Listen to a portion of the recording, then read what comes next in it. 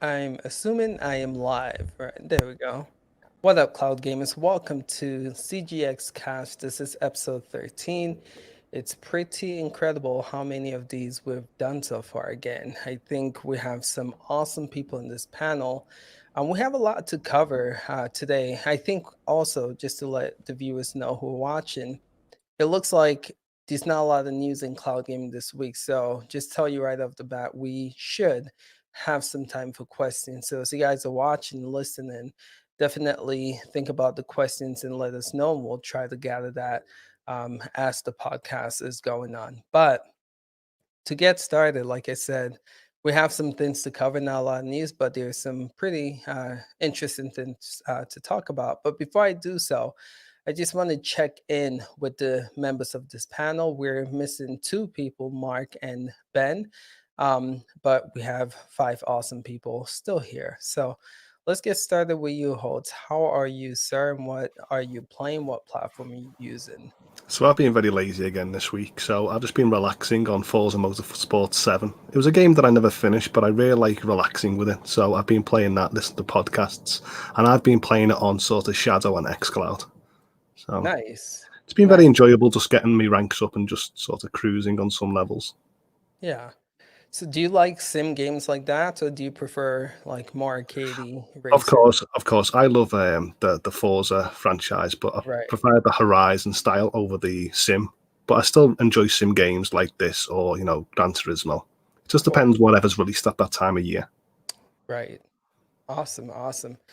How about you, Jerry? What you been up to? What games you've been playing? What platform?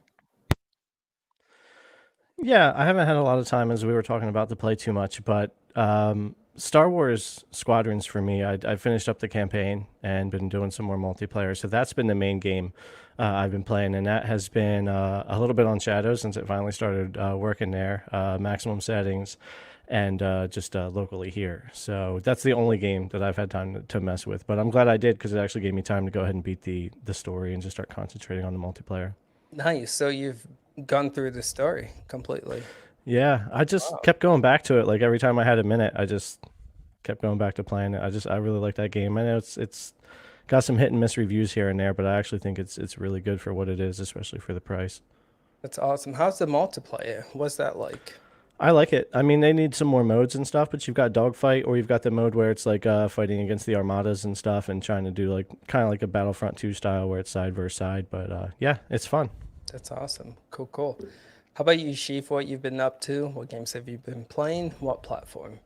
It reminds me I need to hop back into Squadrons and get some story mode done. I've got quite far through the story mode, actually. It is quite good fun.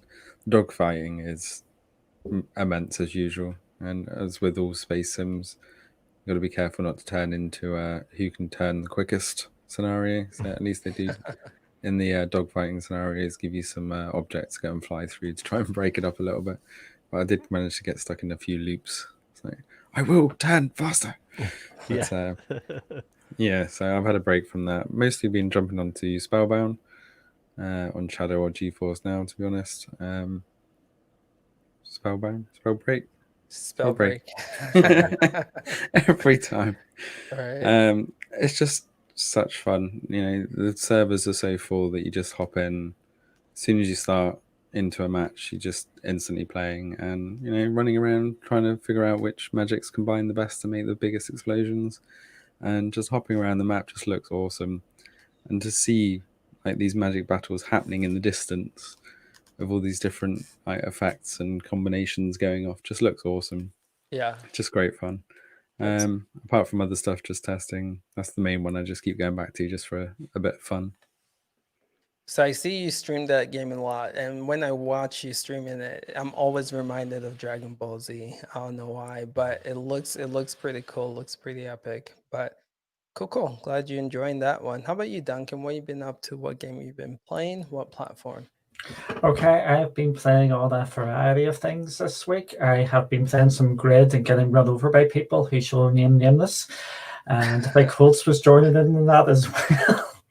I've been playing some Fortnite on Geforce Now. I've been leveling up there. Have to get the Marvel stuff. Big Marvel fan, so that's what I've been working on. Me too. Yeah. Going through that before the big expansion comes out, and of games on other Nice. platforms, which we don't talk about. Nice. So me personally, I've been playing a lot of Google Stadia. I played Baldur's Gate 3 for a little, and we'll get into that later in this podcast. But lately, I feel like Stadia's been. We'll talk more about Stadia, but they've been on the roll with. Are you guys hearing that? Sorry, I have people working outside my home. All right, cool. But yeah, I feel like lately they've been on the roll with games and the platform. I think we talked about that in one of our open mic segments. But yeah, just a lot of Baldur's Gate for me and trying to beat Marvels on Stadia as well. All right, so again, we have some stuff to talk about. Let's start with Geforce Now.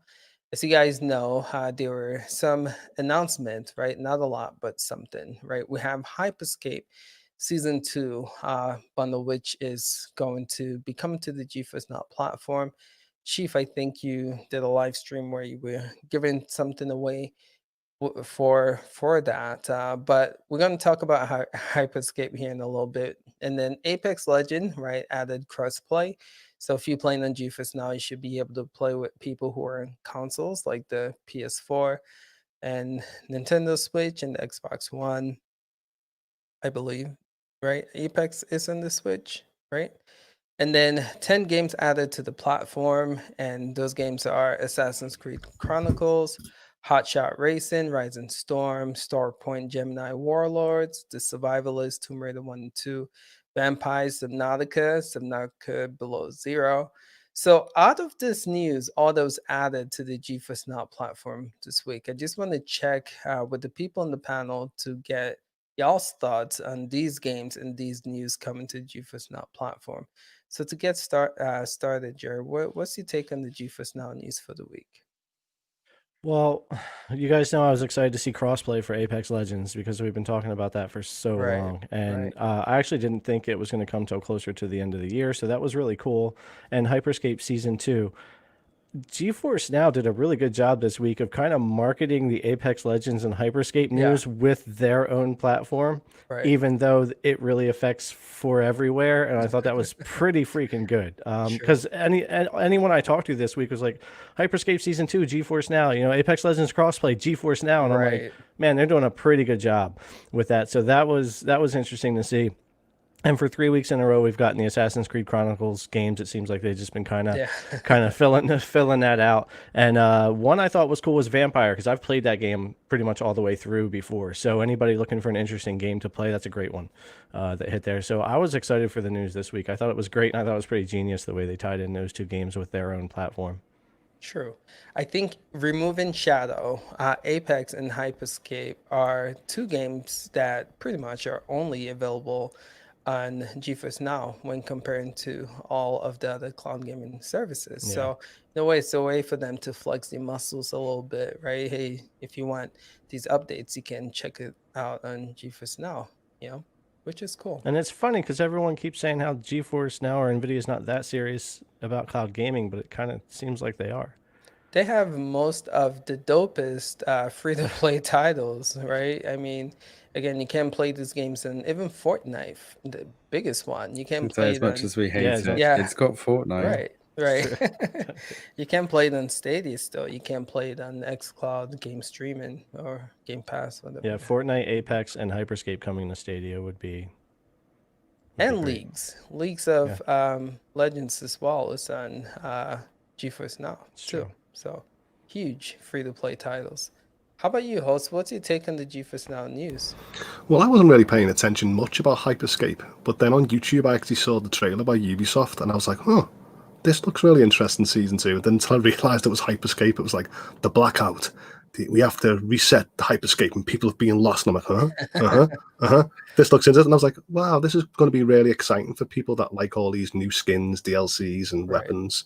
But for me, I'm not really a Battle Royale type of guy. So when I seen like the games that I was interested to, like I previously talked about it before, like Assassin's Creed India, it's a beautiful game. Similar style and mechanics to the ones that we previously talked, Russia and China. But I seen it and I thought to myself, maybe I should actually jump back in and play it why it's on Geforce Now. But then I realised this game was actually quite frustrating and challenging because it's got instant kill. And like I've mentioned previous before in podcasts, I'm like, oh, I don't really like instant kill. Sending me back to the start. So I was like, I was in two minds. Did I actually want to load it up? But of course, it finished the chronologicals of Assassin's Creed. And then, yeah, I'm happy to see the likes of Square Enix bring the back Tomb Raiders back because I'm really, really excited. Because, shame you never bought the third one, but they did bring number 1 and Rise the Tomb Raider. So they're all fun games to play, very action-packed, great stories, and such a likable character as Lara. And then there was another one, I think Jerry just mentioned, Vampire. Yeah. I don't say vampire, which is interesting. It's set in London with the Spanish plague, and you play as a vampire doctor. RPG elements, and I'm like, oh, this sounds interesting.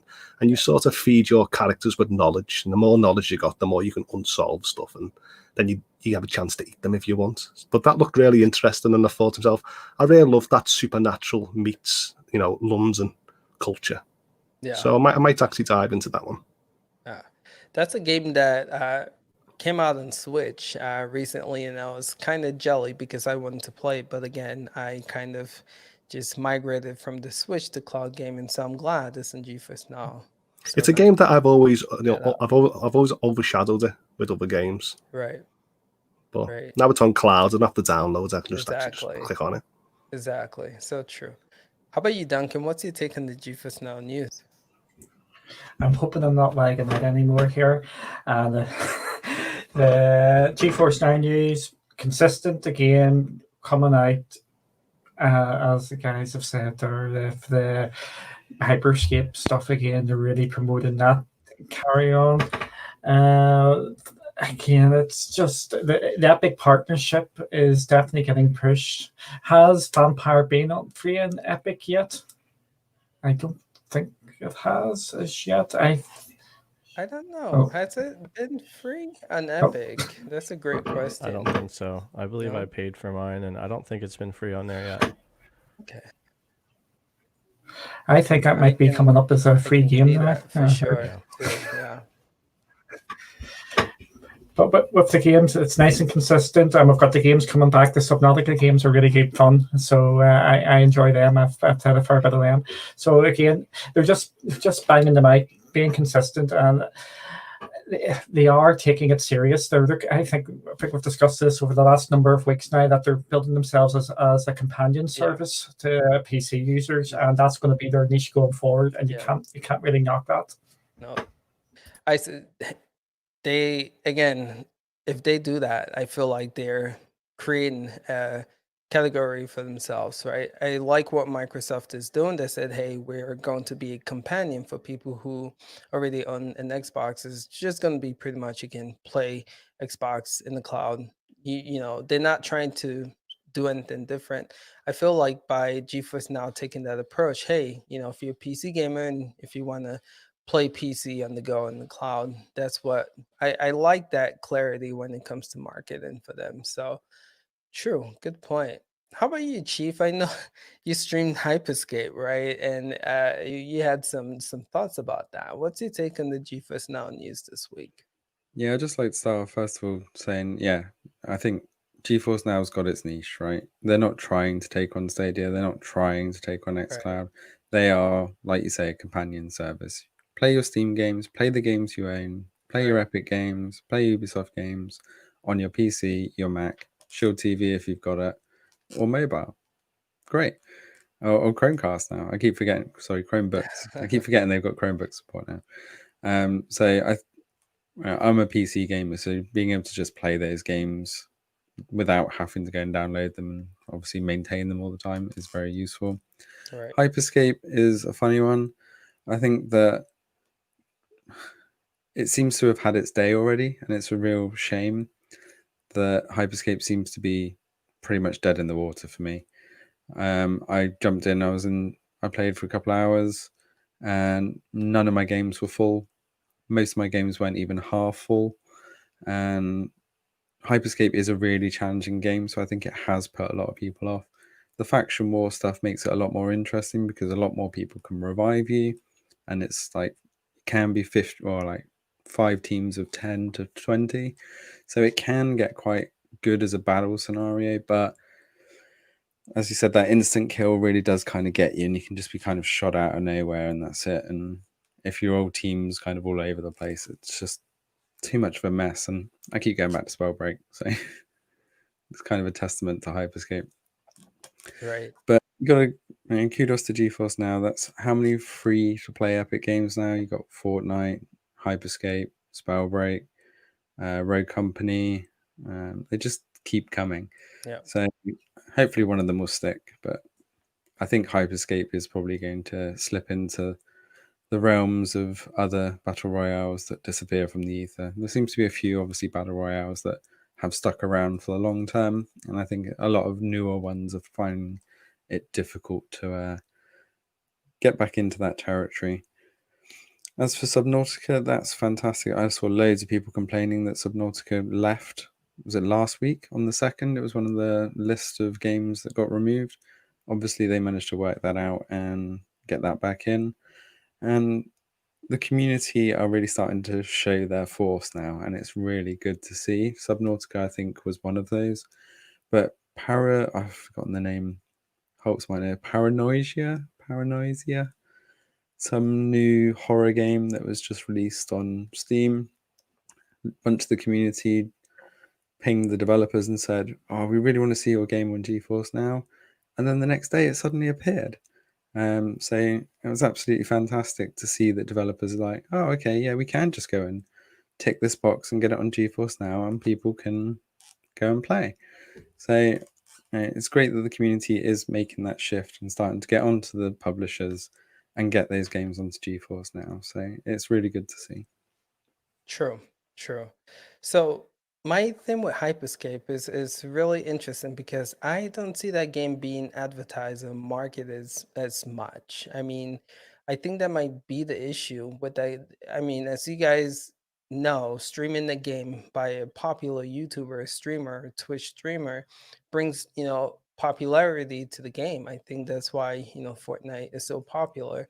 Have you guys seen any big YouTube streamer or Twitch We're all streamer playing Among stream? Us. Who? Everybody's playing Among Us at the moment. So pretty much all battle royales are dead. True, I don't know if it's true. all battle royales are dead, but it has to be fun. And what Chief was saying is the truth that Hyperscape, while a beautiful art, while Yeah, a beautiful game, yeah. every time I play it, I just don't have fun. Whereas if I go to Warzone, or even as much as I That's hate so Fortnite, true. I could probably have more fun in there during some of those modes than I have in Hyperscape, unfortunately. It's just, you got to be having fun. And for streamers, if they're forcing it and not having fun, they're not going to play it because they're not going to have the audience. And so I haven't seen any big streamers really get into that game. Right. No, that's a good point, Jerry. It does have to be fun. And yeah, I same thing. I tested the game out and I was like, this seems really challenging and complicated. And yeah, it wasn't fun. So that's true. Never went back to it after that actually. So good point. Good point. Go ahead, Holtz. Well, if it's fun, I might actually jump into Spellbreak. When you just said it was like Dragon Ball Z, I'm expecting people like shouting Kamehameha, Patronus, Wind Shrunken. So I'm thinking, I wonder Right. if I should join in and see if everyone's just shouting spell names. So Yeah. looks something fun. Yeah, that game looks like every time you stream it, I'm like, "Dag, I want a piece of this game." It looks really. Is it It free is to play as awesome. well? It is free to Oh play, my yeah. goodness! Wow. It's got the freemium model, and I think that's why there's just so many people on it, because it's up to 50 players, I think, in one match. And I think the map size is probably verging on perfect because it kind of clumps you together in certain areas, and then with the shrinking kind of map as well, it pushes you together. So even if you do kind of go off like farming materials, it's not too long before you're kind of forced into some kind of battle. Definitely, y'all are making me having checked this game out after this podcast, man, for sure. It looks good. It looks good.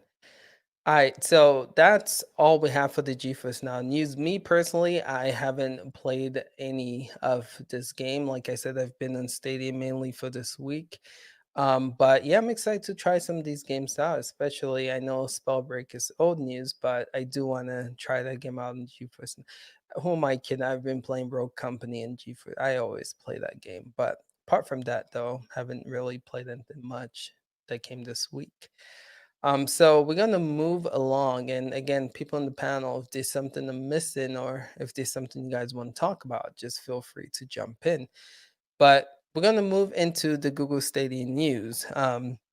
As you guys know, not a lot for Stadia this week, but a pretty big game launched this week. And again, we did a cover vid of this game, but that game is Baldur's Gate 3. And with it, it brought the crowd choice or crowd play or whatever, however the hell you say that feature, right? It brought that. And so I just want to know for the people on this panel, have you guys played Baldur's Gate 3? If so, how has the experience been? Is this a game that you guys are excited to get into, even though it's early access? So to get started, Holtz, what's your take on Baldur's Gate 3 releasing on Google Stadia for this Well, week? I said at first that I was not going to touch because early access, because I knew, early access comes with certain flaws and stuff like that. But I was watching Dr. Spaceman and Race 3473 play, and they said, jump in. And I was like, nah, it's early access. Don't like playing early access. So I said, okay, I'll give panel choice, roll the dice, and if you hit it even, I'll pay for the game. So they rolled the dice. I got a 6, that's it even. So I jumped in. I was like, okay, I'm in. And so when I was trying to request access, it was going to be frustrating because they need to have a player first on their party to be free. So an NPC before I could actually take over that character. But when I got in, it was actually quite funny to play with a group of people and just like, what will we do? What options should we pick? And the battle system was very enjoyable. But then the problem that I encountered was, for some strange reason, it's never happened on the Chromecast Ultra, but my screen was stretched by 1 inch each side, only on this game. So I missed a little bit of the mini map, I missed a little bit of the spells at the bottom, so I couldn't actually see what I was actually doing. But if that's fixed next time I put it on, or it sort of resolves itself, then I can actually see myself really enjoying this game. Cool. There's only a little bit of seeing some vampires talk about certain story elements and stuff like that. It seemed really well set. Yeah. So Awesome. Good. How about you, Duncan? What's your take on Baldur's Gate 3 with Stadia? It's a good get for Stadia. It is work. I have not picked it up because I'm not buying an early access game when it's first early access, where there's still so many things going. I'm not taking that risk, and I don't want to get sucked the whole way into it. To then not be able to finish it. However, I have been watching some streams, and I would recommend people. I know this is big Stadia crowd choice, and it's working on Stadia well. Go watch some streams on Twitch, and you'll go, okay, Stadia is maybe a little bit behind here, because the crowd choice is there. And if you're actually watching on Twitch as well, you can actually go into each of the people's characters and see what all gear and all stuff is where. It's maybe a generation or two ahead of what is on Stadia. So it is just something to keep an eye on going forward, to see how much Stadia is going to be pushing this crowd choice going forward, because they have a fair bit of work to do in that regard. But it is really good that Stadia has got this game, and it's brilliant that the crowd choice is working, and it's working well in it. But I would just recommend people have a quick look at the Twitch streams of it. Cool. Yeah. I guess I didn't ask you, Holtz, but Duncan, I want to hear from you too. What's your take on this being early access and costing $60? Do you feel like... Well, no, I think if they wanted people to test the game and test the certain flaws and issues, they should have reduced the price a little bit, I should say. They should have sort of dangled it of maybe $40 and said, okay, only for early access people, and then coming soon, we'll have the full flight game with all the necessary stuff added to it. So I think it was bad that it was full price myself. And if the panel actually said, come and join us, I probably wouldn't have paid it myself. Okay. It's just I had a group of people that was very interesting to test it out. So Right. How about you, Duncan?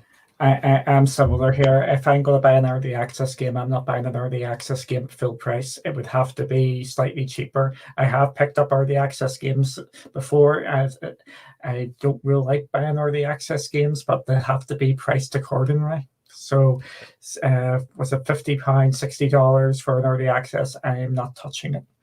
Yeah. Especially the first iteration of it, where it's going to be buggy as hell, and it has got bugs in it, and some of them are quite fun. How about you, Chief? You kind of did a gameplay vid on it. What's your take on this game? Do you and the price point of it? It looks nice. And then more. Yeah, it's a very pretty game. I'd rather play chess. It's a very slow-paced game. I thought, I played some other clicked, turn-based systems in the past, and quite recently played Dungeon and Hole book. So going from that really comedic kind of fun, quick turn-based scenario to Baldur's Gate 3's kind of turn-based, I found it quite laborious. It was really slow. The mechanism for aiming was really clunky. The amount of times I missed just because I didn't quite lift up the cursor enough to touch the player in the square was just really frustrating. So I'm hoping they get those sorted. And to be a horrible downer, I just don't get this crowd choice stuff. It was made such a big deal, and I think Baldur's Gate 3 was such a bad implementation of it. I've seen both sides of it. It's not really crowd choice. It's a vote on what you might want to pick. And I don't really see that as crowd choice. They don't actually pick anything for you. They just vote. And the voting system is spamming chat. Great. You can rig it so easily by just spamming an option in chat to weigh an option. I think that's not a great way to promote chat and interaction in games, in my opinion. Feel free to correct me here. Have you seen the implementation in Death by Chocolate? Yeah, so that I think is a little bit more interesting. But again, with the matches being so rigged for killers, so if they choose to make you a killer, you're going to be waiting 10 minutes for a match. Great, thanks guys. You're going to sit and watch a waiting screen for the next 10 minutes. I like how the text box comes up for the killer one, the yes, no. That seems to be working a hell of a lot better instead of having to hit the numbers in. Because when you get to the second part where you choose what character, yeah, I completely agree with the spamming. I do like the way the killer or survivor, yes, no, bang, that works really well. That's what I kind of expected it to be going forwards. But again, watching some of the streams, and you can just spam the chat, and then they can say, "Oh, don't care. I'm just going to pick number 3." So what's really the point? It's just people saying what they think that they should pick, and that to me is not really crowd choice. So, no. Otherwise, it looks great, but not the game for me. So I'm glad I didn't pay for it, and I certainly wouldn't have paid 50 quid for it. So I think Charles has a correction for you over there. Oh yeah. I've been calling it Death by Chocolate for months now, and that name has stuck. And Holtz will back me up in this. I was sitting there I didn't even want to correct him. Can I be in this chat and I'm like, Death by Chocolate? Am I missing something here? But I was like, yeah, I'm not arguing. It's hilarious. Okay. It's actually Dead by Daylight as well, not Death by. Yeah. Yeah, it's because I kept on getting it mixed up, so we just made it Death by Chocolate. So we got Death by Chocolate. We've got a few ones on me. Spellbreak, Spellbound, and one. Hyperspace. Hyperspace, yeah. Just come here and we'll give you guys the greatest detail and information in the name of games. That's what we do best on this podcast. But Chief, would you pay $60 for this game? No. Okay. What's a good price point? What do you think a fair price point would be? Pro. Oh shoot! Wow, that's tough, man. That's tough. If it came on Pro, I might give it another go, but I'm not paying £50 for it. No chance. Wow. But I remember a few months ago, people was expecting Baldur's Gate to be on Pro. I think a lot of people was expecting it. Like, I don't know where the rumor came from, but I was actually expecting, when it dropped at £50, I was like, no, no way. So how would they justify it for PC then if they put it on Pro for Stadia? You know what I'm saying? That wouldn't be fair. What better way to pull a load of PC gamers over? Epic. Exactly. Epic free game. I mean, they did it with Civilized. What's that game? Total War. Yeah, Rome. Troy. Yeah, Troy. Yeah, whichever one it was, right? Marketing Stadia. Hey, True. make it a free Epic game, and we get it on GeForce Now. There you go. There you go. Jerry, what's your take on this game though? Did you play it? Are you thinking about getting it if you haven't yet? No, no, not at all. Because of all the reasons everybody mentioned here, I was really apprehensive about this. And same as everybody else, I thought early access meant like Xbox game preview, where you pay like half the price of the game to get in early and help them test it. And it's full price for the other people when it comes out. So maybe $29.99 for me, or max 39, but probably not even that high. I like how Xbox did their pricing before on the game preview games. I'm not going to spend $60. And then I watched it streamed. I watched crowd choice. I watched other reviews. I watched other people talking about it. And there was nothing there to hype me up to even want to go try it. And Chief's explanation of the gameplay, nothing else really needs to be said. For me, it's not going to be something, especially for $60. For 30, I'd have bought it, did a video, maybe streamed it once and been done with it, but not for $60, and especially not at early access. It's just not something I'm interested in getting into. So this is again that heavy hitter that Stadia has been kind of advertising. First was Serious Sam and this, right? So I guess my next question to the people in this panel, again, do you think that Google is making the right investment when it comes to bringing games on the platform to showcase what Stadia is all about? We had this game again. We had what's the other? Orc Must Die 3, right? That's the other game that they highlighted as a showcase for Stadia. But what's your take on these games that they're getting to highlight some of Google Stadia's features and put Google Stadia on the map? Do you again feel like they're making a good investment We to get? keep Go ahead, Jerry. we keep they keep using what we've been calling AA games to show off features and to promote things. And we said the same thing about Serious Sam. It wasn't a AAA game. It does have a cult following, but it's more of a AA. It's above probably a lot of independent games. But to be honest, a lot of the independent games, indie games, are more fun to play than Serious Sam 4. Yeah. So it's all about what we're talking about too, with something being fun. So I'll give Stadia plenty of credit that they are at least upping their game. And I know you were saying earlier things are starting to look better. Yeah. But I want to see them bring a lot of really good features and stuff to AAA games. And I think a lot of it is patience, because we know this fall Stadia is getting a lot of AAA games. Yeah. And they're going to start getting more in the future. So even though we'll still have plenty of things to complain about for sure, I think that within a few more months, the conversation can get better. But at the same time, my faith is a little shaken in what Stadia is going to do with these titles, how well they're going to run. What are they going to look like? Are they going to be 30 or 60 FPS? There's a lot of questions yet to be answered with all these AAA games coming. And it seems like every time we talk about games with new features and stuff, they're not even really a AAA game to get a lot of players on. So True. Oh, so what's your take on these games that Stadia's bringing to highlight Stadia? Of course, I think Baldur's Gate 3 was a great choice. But of course, they shouldn't have put it on early access. Just giving us the right to play broken games or something like that, it just sort of puts us down a little peg. But I've been really enjoying the games that Stadia has been bringing. And the features that I've been playing, I really enjoyed it in The Crew. And I really enjoyed features in Division 2. And I enjoyed it in sort of, I don't know, it was Tom Clancy Ghost Recon. Yeah, I've seen loads of features that I've enjoyed, and all them games I've owned. So they've made me buy it, and I've enjoyed them. So I think they are making good choices. It's just sometimes we do actually want to see them really, really, really big games with something awesome. Like if they said crowd choice in the likes of, I don't know, Cyberpunk, we would all be like, wow, that'd be amazing. That'd be dope. And like Chief saying, though, crowd choice, like what they pick, you must do, not you can choose to do. Crowd choice should be they actually make you do it. And I thought crowd you choice, have to go do it. Yeah, I thought that's what it done. I thought it actually made the decision for you once it got the poll results. Right. I mean, they can easily implement that, right?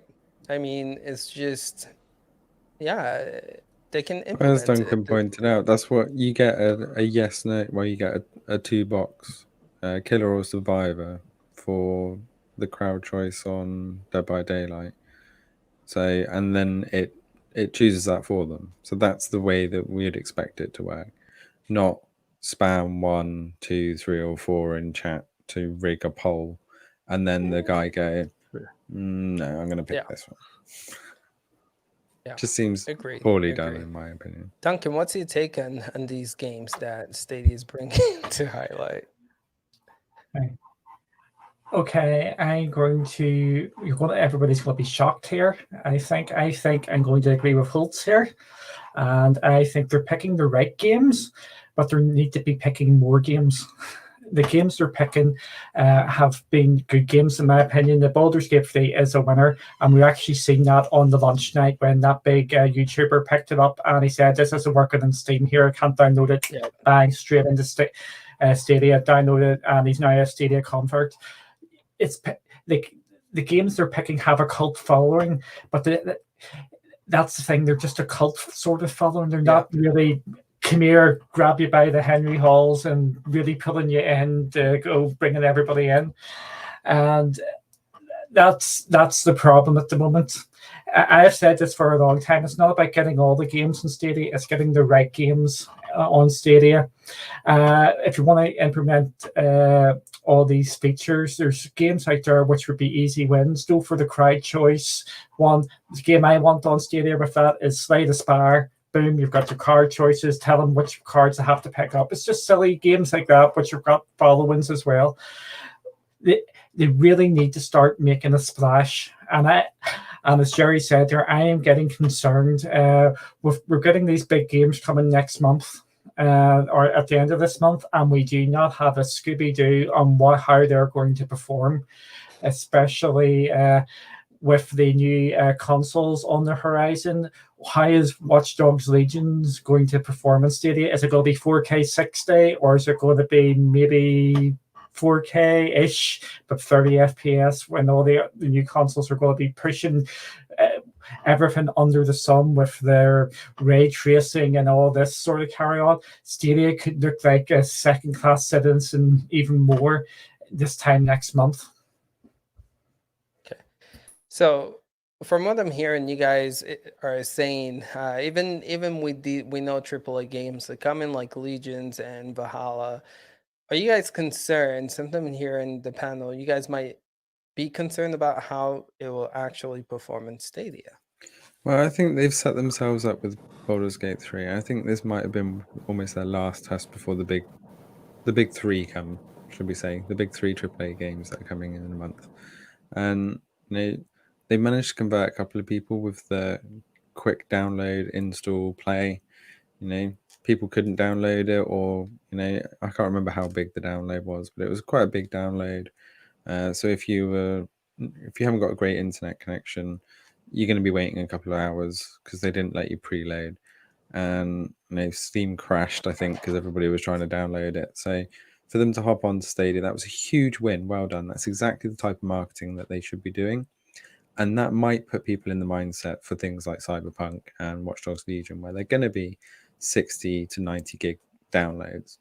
But I know Uplay generally lets you preload. I don't know what they're going to be doing for CD Projekt Red. So that could help convert people. But I'm with Duncan. They need to bring the right games. These cult followings are great, but they need to get some of the free-to-plays on. They need to get, if they got Spellbreak on there, or Rogue Company, or Fortnite, or Apex, one of those, they're going to pull a huge crowd instantly. Yeah. But at the moment, I know that they're doing what they can. Mm-hmm. As far as performance goes for the AAAs, I am concerned because Cyberpunk, Legion, Geforce Now, RTX, day one. Cyberpunk's delayed on Stadia, we know that. We think we're getting Watch Dogs Legion day one, but still, right, Duncan says definitely are.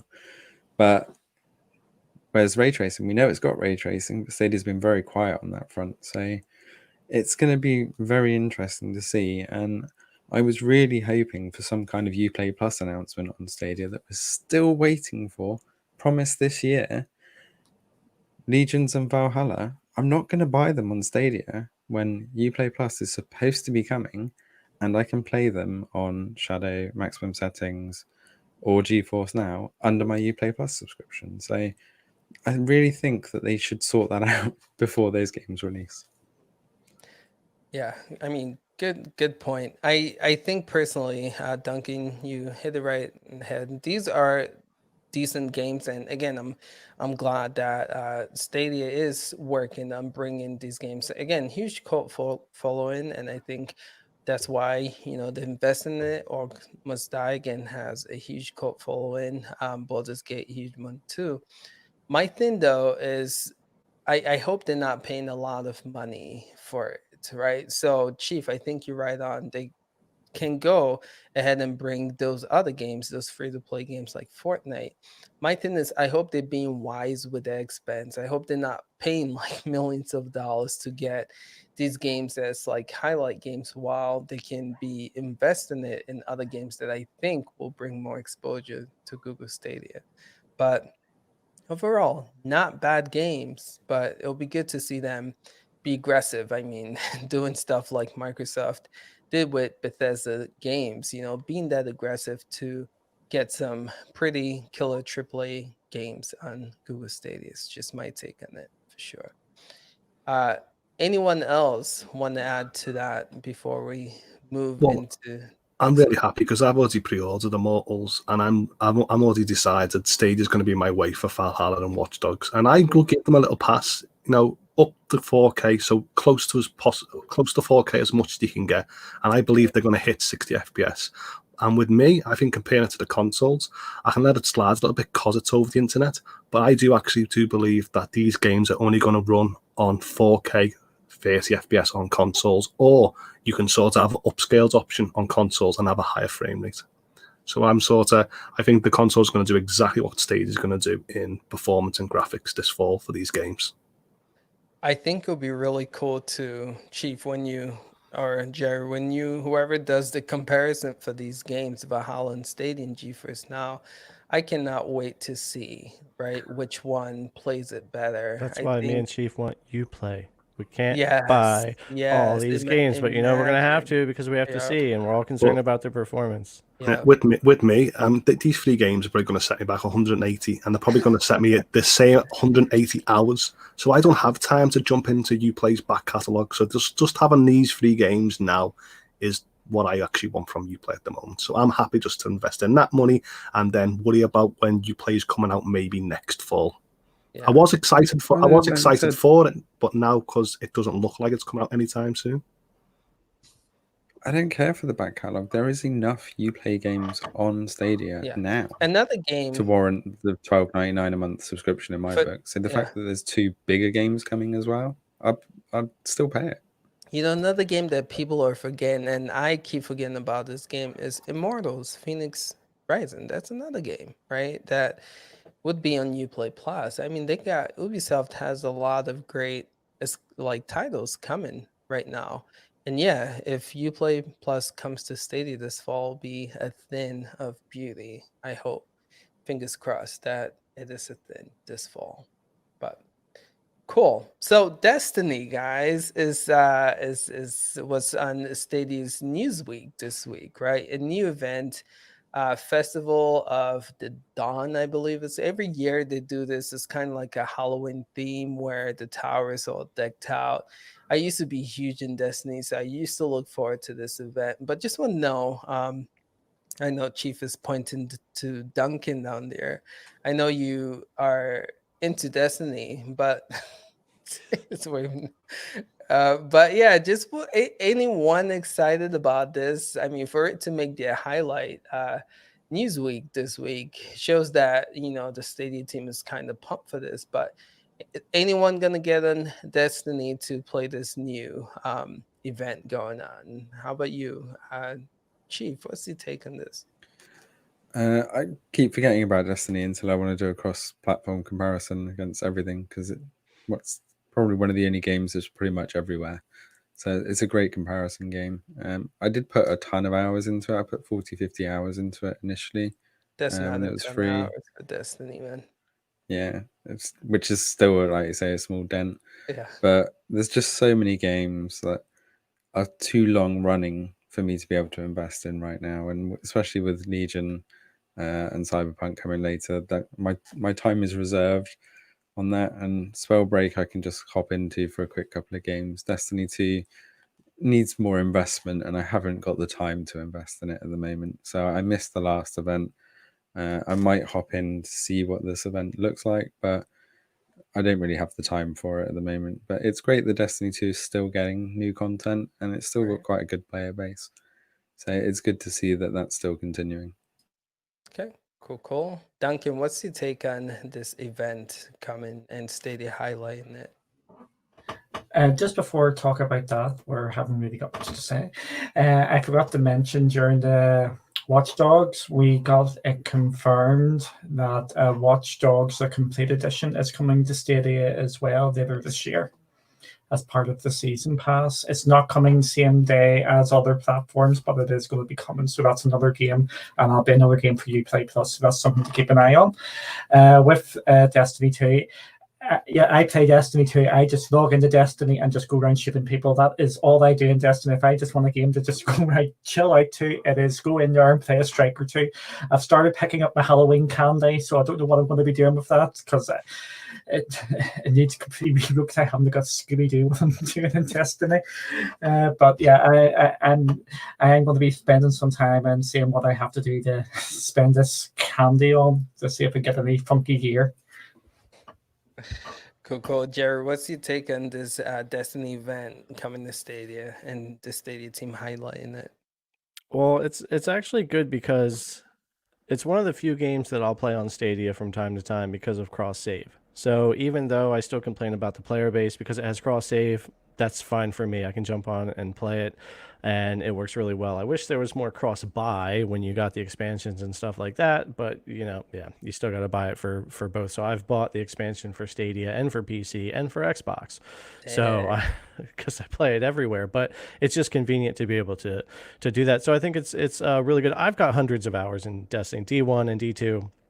Loads of time, but I don't have the time anymore like I used to jump in. And if you're gonna, like I used to say, if you don't have 6 hours straight, don't turn on Destiny, because you're not going to get anything done. You're not going to get the weapons you want. You're certainly not going to get the armors you want. You're not going to get anything done unless you're on there literally all day, all night. But it is a lot of fun, and I'm glad that they use the news and use the festival event as some kind of news for the platform, kind of like Geforce Now did with Hyperscape Season 2, Apex Legends Crossplay.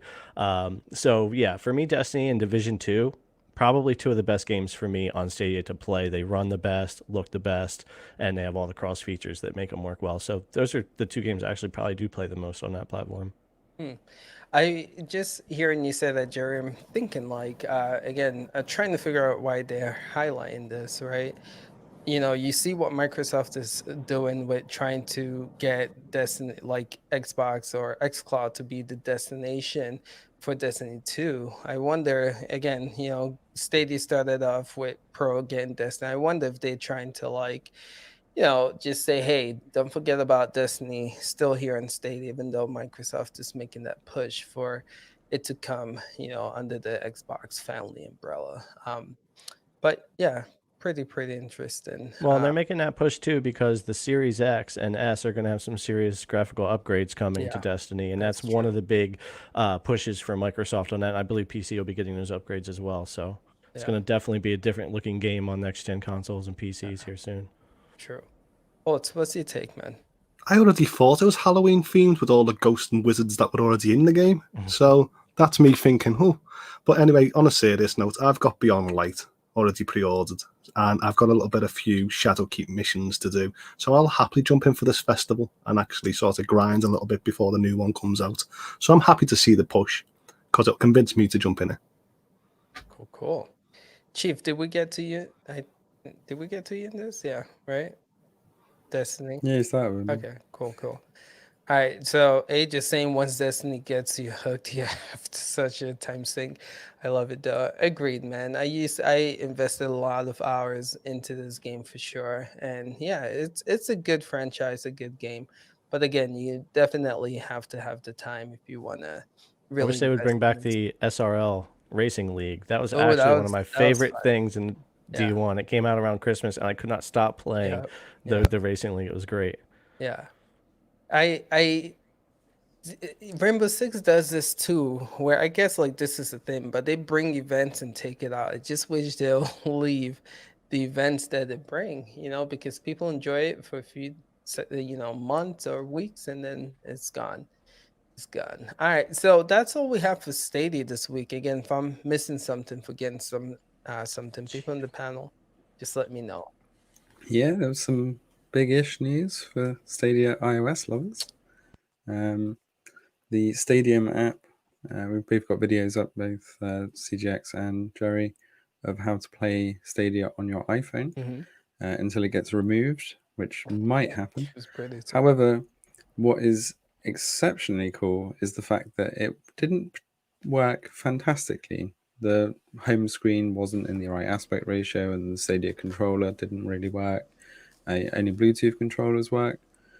Until a Google Stadia developer tweeted or started following the Stadium app developer. And today, all of a sudden, Stadia is in the correct aspect ratio and the wireless controller now works. Interesting. Now, the app hasn't been updated. So kudos Google, because they've obviously been keeping an eye on this. And some developer just made a couple of tweaks and just made it a whole lot better. So there is a way to play Google Stadia on your iPhone with the Stadia wireless controller. So do check it out. So we were gonna kind of talk about this a little more in the Microsoft xCloud news, but you guys see Microsoft has officially confirmed that they're working on this coming to iOS sometime next year. Do you feel like Stadia is gonna do the same thing? I guess let's just open. This was not in the notes. This is just me, improvising, talking about. But do you think Stadia, just hearing what you said, Chief, is going to be, getting that treatment as well? Yeah, well, the app developer has been kind of blocked by Apple for the last 2 or 3 days now. They won't push his next update through. It's been escalated up the review train. So something's going on. Either Google are blocking it or Apple are trying to stamp it out, or something's going on. But this tweak that I just mentioned that Stadia have done means that they have confirmed that it works on their end and they are happy with something working on their end. So I think Duncan said it in one of the tweets earlier, and I think we've been saying it in the forums and stuff.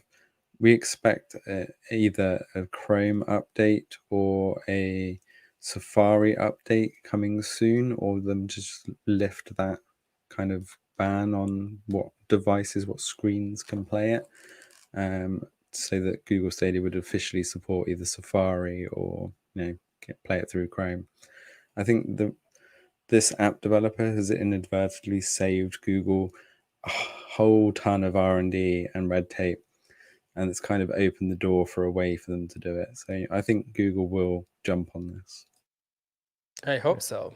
I actually felt bad making that video because I'm thinking the more people talk about this, the more Apple's going to pull. Like I said it in my video too. You may be watching this video and go to get the app and it's gone. Yeah. And sorry if that happens, because I thoroughly expect Apple to pull this app completely.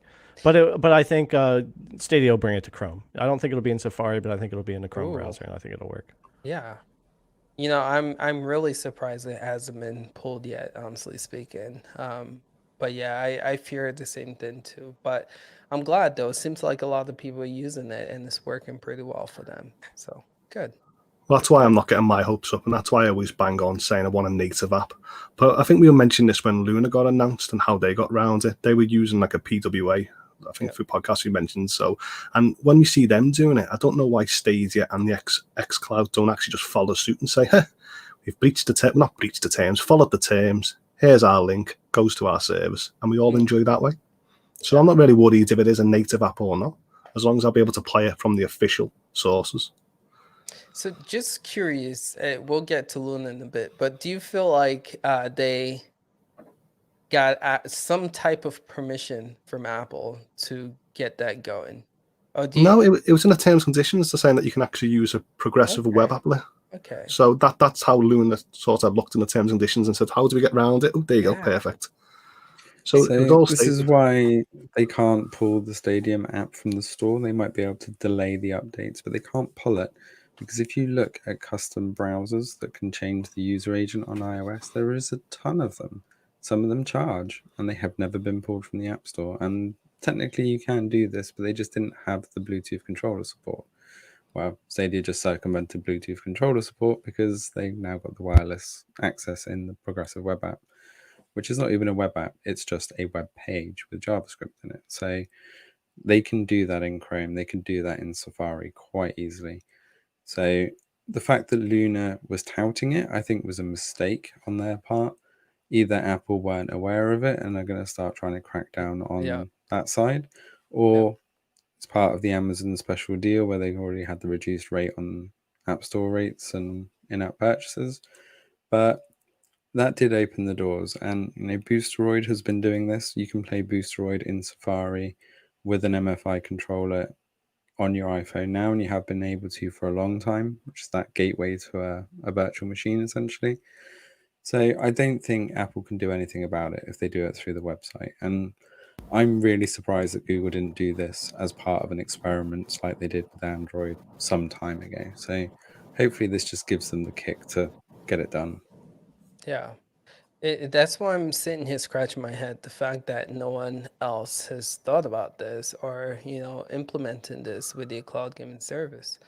But I mean, shout outs to Amazon. And I think it's bold how they highlighted that, when they were presenting this or unveiling this, this is going to run on iOS devices, right?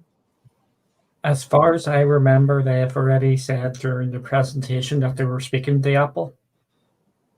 So Okay. I think they've got the green light off them as well.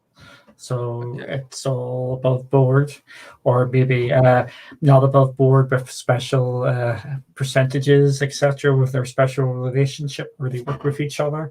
But that is purely speculation.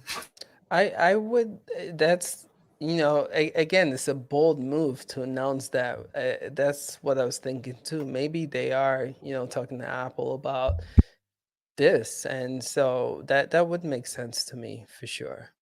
That would make sense. Anyone else want to add anything to Google Stadia while we move on? I would like to congratulate them for coming off the leash a bit on social media. That's what I want to say. Well done for actually coming out and tweeting and getting some banter and stuff now instead of the usual. Yeah. Was that Stadia that officially took a jab at people having to download Baldur's Gate? Was that an official Stadia? It started because some, I'm going to try and put it politely, moron tweeted about how they're going to have to download Baldur's Gate 3. Oh, I'm going to have to, all this hard drive space that my Google Stadia games are taking up. And Google Stadia were like, what hard drive? And then somebody else said about the, was it something like 100 gig Baldur's Gate 3 download? And they kind of tweeted, our heart goes out to all those that have got to download Baldur's Gate 3. That is how you do it. That is how you do it. Good Isn't job. Isn't it really interesting? This has only started in the last 2 weeks or so. That's interesting timing. Just after their nice explainer ad. So I think we've said it time and time again. Google Stadia, Google did not want to market Stadia. They were in their data entry phase. I think we can safely say they've started marketing. Good. It's about time. And so hopefully, again, that video was incredible. If you guys haven't watched it yet, it does a good job explaining what Stadia is for sure. Yeah, I actually thought they didn't make it. I actually thought it was more of a Stadia fan. The first time I was watching, I thought it was a Stadia fan video. And I was like, no, they actually made a good marketing video. Holy crap. Yeah. There was something that was said about, there you go, Holtz. It looks like you have some fans on here, man, about your take and input.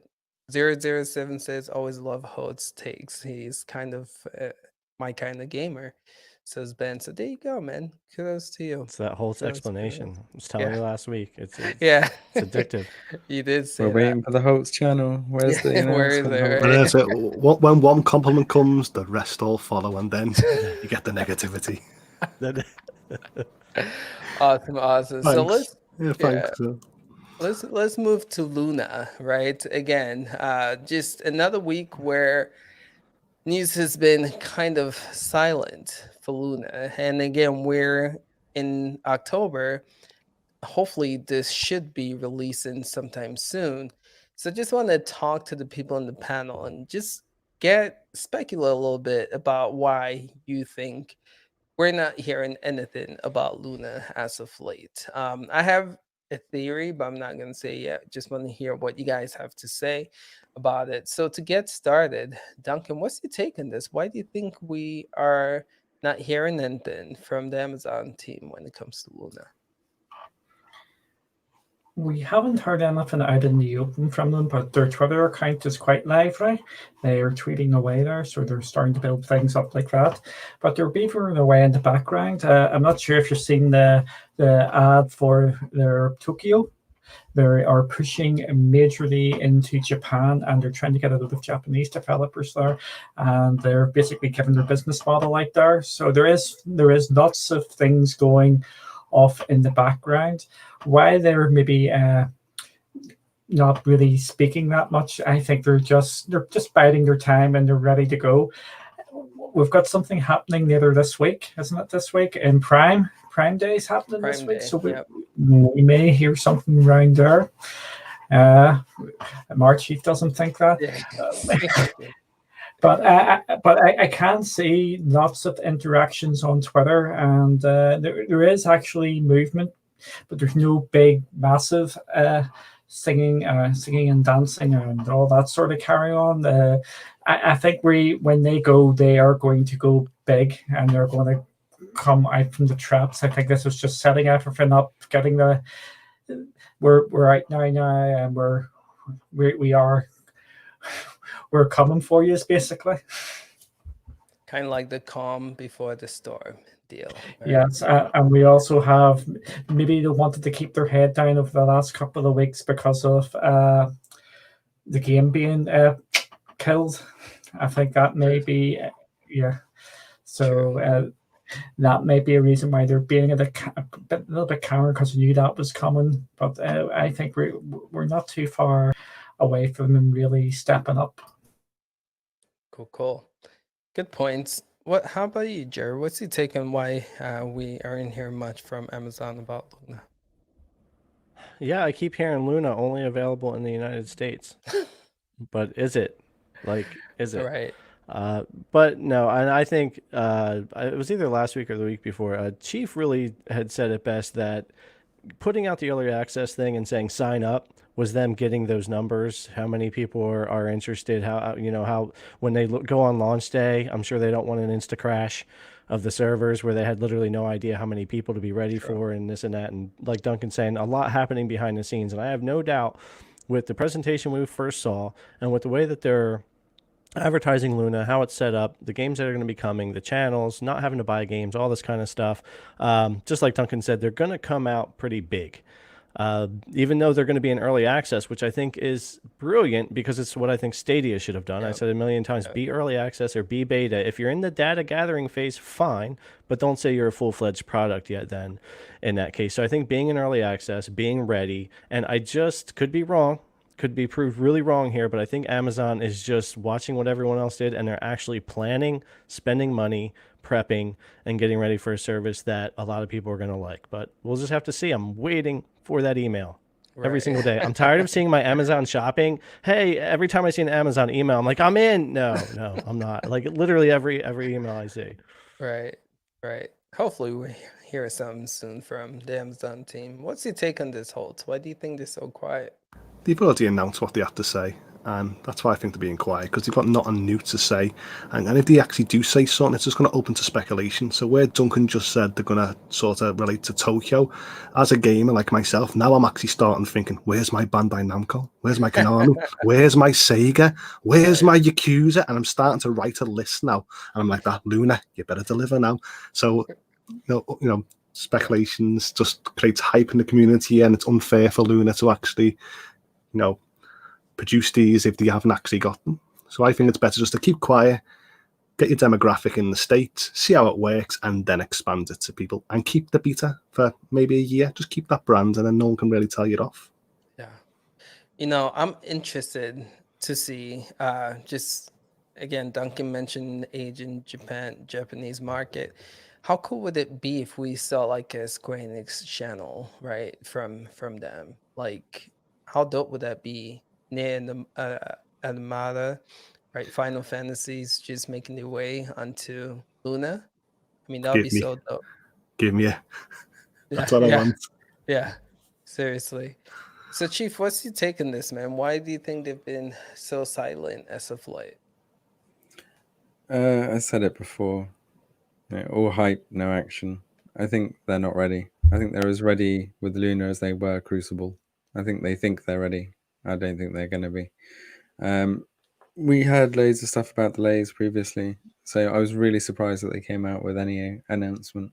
And I think the fact that this early access has been out for a couple of weeks now, and still no sign of anybody getting access.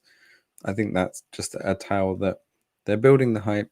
Great, well played. Get the numbers, plan it.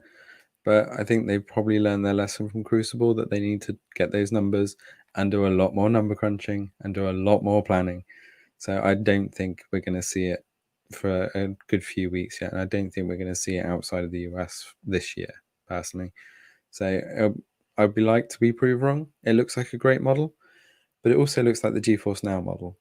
It looks like it's targeted at PC gamers. It doesn't look like it's targeted at real console gamers. So I'll be very intrigued to see, with these channels, what games, what kind of channels that they do spring up. But it seems like it's more of a GeForce Now competitor than other stuff at the moment. So I want to see where they position themselves, and most of all, I want to see how it performs. Because if it's just virtual machines, because it's on the AWS infrastructure, great. It's a great PC gameplay system, but how well that performs in comparison to fully integrated systems is yet to tell. So I think they're quiet because they're really not ready. I think that's pretty much it. That is so interesting, just hearing what Duncan have to say about them. Like, again, the calm before the storm, and you saying like, you feel like they're not ready. It's going to be interesting to see, right, how they come out, right? If they come out strong, like, all right, this is what we've been working on, bam, like this is a dope product. Here's what it's all about, and give it to us hard. Or if they come out and they still really, really like in early beta phase, and a lot of this stuff is broken and not working. But hopefully they've learned a lot. Here's the thing though, like my take with this whole situation is like they really don't need to push, right? I mean, why if they to me, why say you're gonna come out this year if you're not ready? I mean, Stadia is not like gaining tremendous market share right now. Xcloud is Xcloud. I again think that they're truly competing because they have different kind of models, right? So it makes no sense for them. I don't think they threaten enough to just, release a product that's not ready. So I think they might be ready to come. I think they've been testing this. I think they've been gathering information based on what their competitors are doing, and hopefully, that's my hope, that they launch with a product that is better than hopefully what Stadia has put out and what XCloud has put out as well. That's my hope. Fingers crossed. But that's I my agree with you there, theory. but I think the fact that Crucible has been canned and that New World has been delayed to next year tells me that they are porting or doing something with New World to put it on Luna or make it work better on Luna.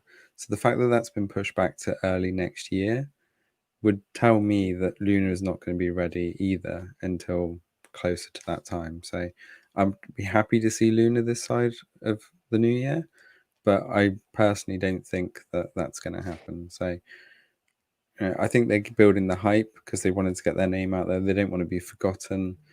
They've got all this bad news. So I think that that's coming, and I really hope that we see it soon. Sorry, the little one just came. Hold on 1 second. Hold on. And to answer, we got TZ Reactor, Crucible can't be compared to the Luna service.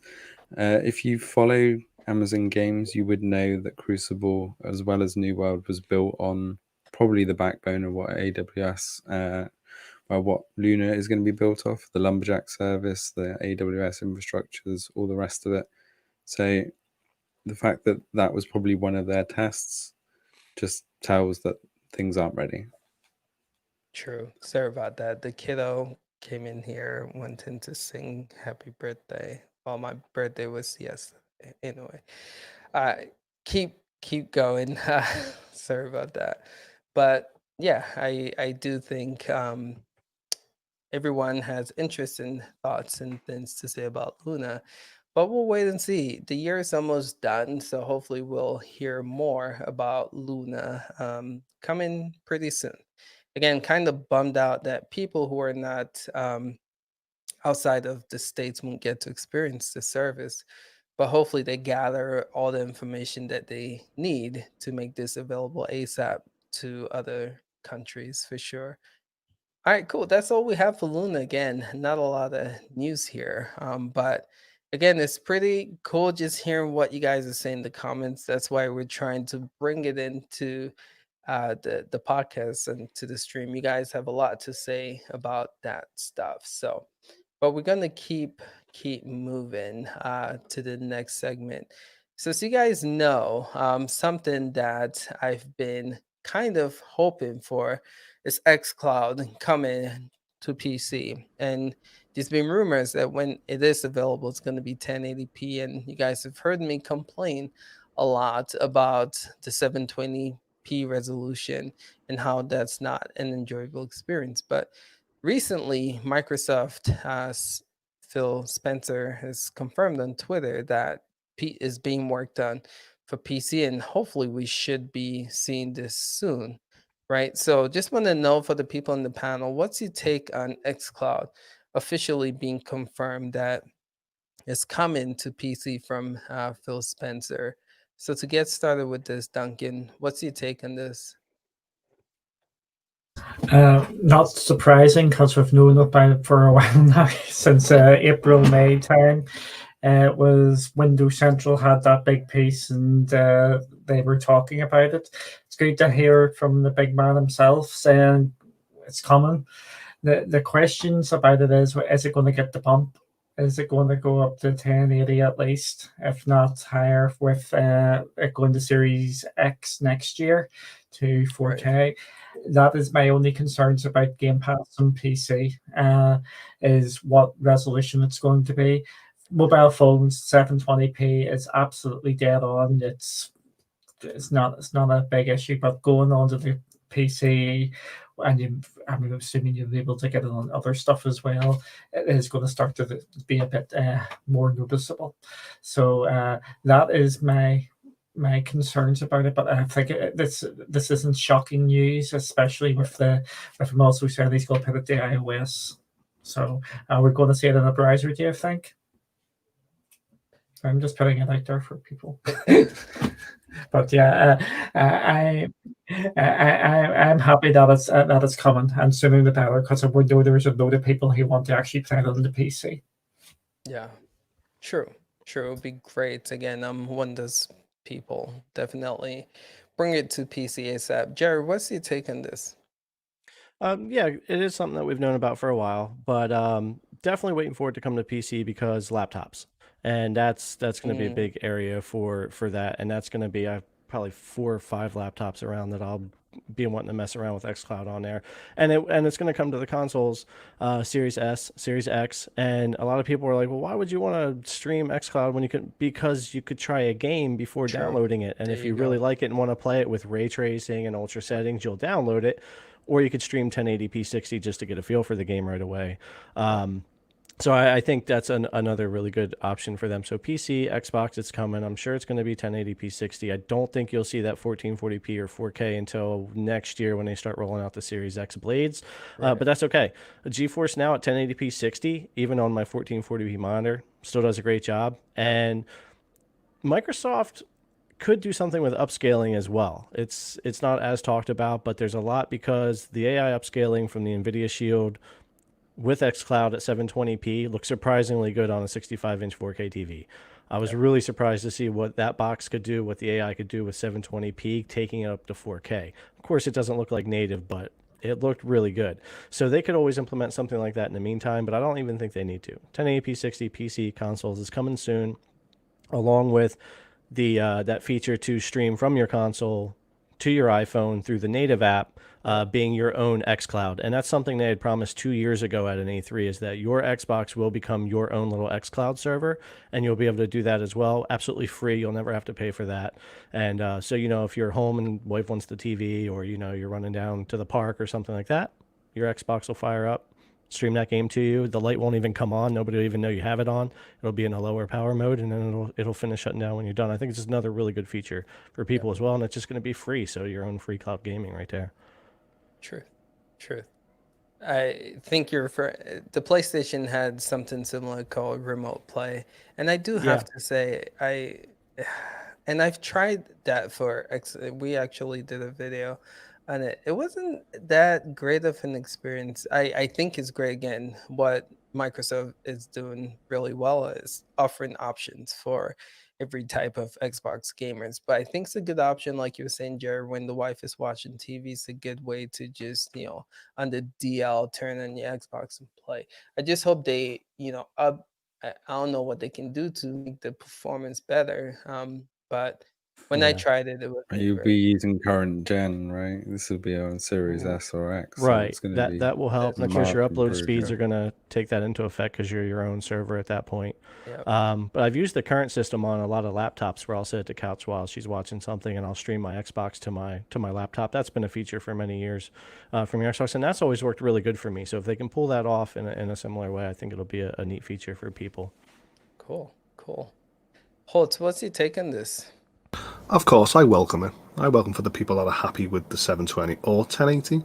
But for me, like I've mentioned previously, I need the new games that I'm looking forward to be the best available. So especially when I think of PC, I'm thinking, well, why can't I have whatever my specs can run it on?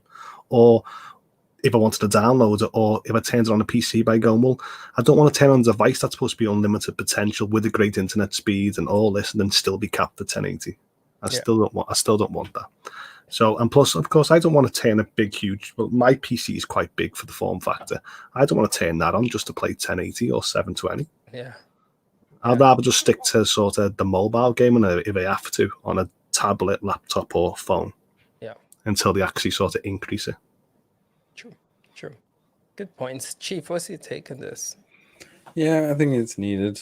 Even just from the demo point of view, just to be able to try a game, see if you like it. If you do, download it, great. Or even better, with a console or PC, play it while you're downloading it. If you've got enough bandwidth for it, why not? I think it's a great way.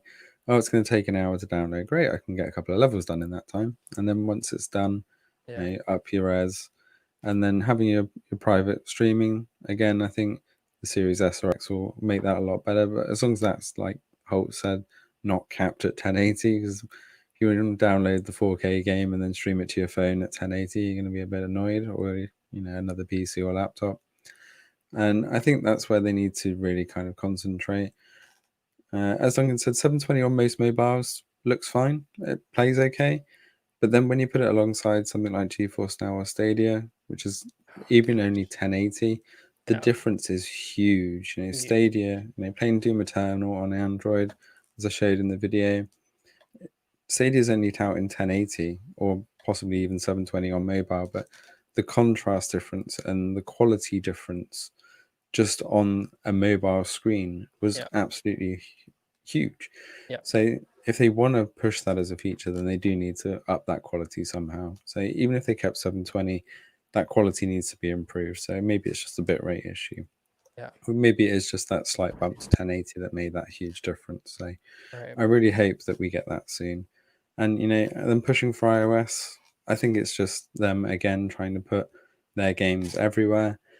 However, I do feel like Xbox will be on the back foot there because they don't have any web apps. They don't have any sites that are kind of geared towards that. I think Stadia has the huge advantage there to be able to get there first. And Luna making everybody aware of it, they really should capitalize on that. And I hope that they do.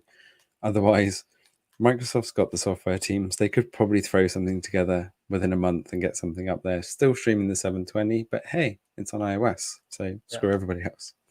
Yeah. That was gonna be the next segment, but since you started, Chief, we can hop right into it with also, right? Not only did we hear that this is coming to PC, but we heard that it's gonna be coming to iOS 2021 as well, which we kind of discussed on here just a little earlier with Luna. But what's your take on this, Holtz? Are you surprised? Are you happy that Xcloud is officially coming to iOS?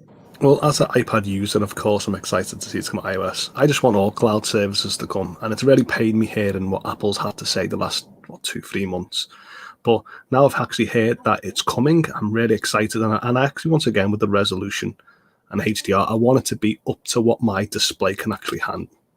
So whatever device I've got, run it at that setting. That's all I want. Right. And because I believe if it comes to my tablet, I can take my tablet in a bag, quite easy, light, portable, with the Xbox controller. I think I'll be quite happy with that. 5G. There you go. There you go. I'll be all sorted. Cool.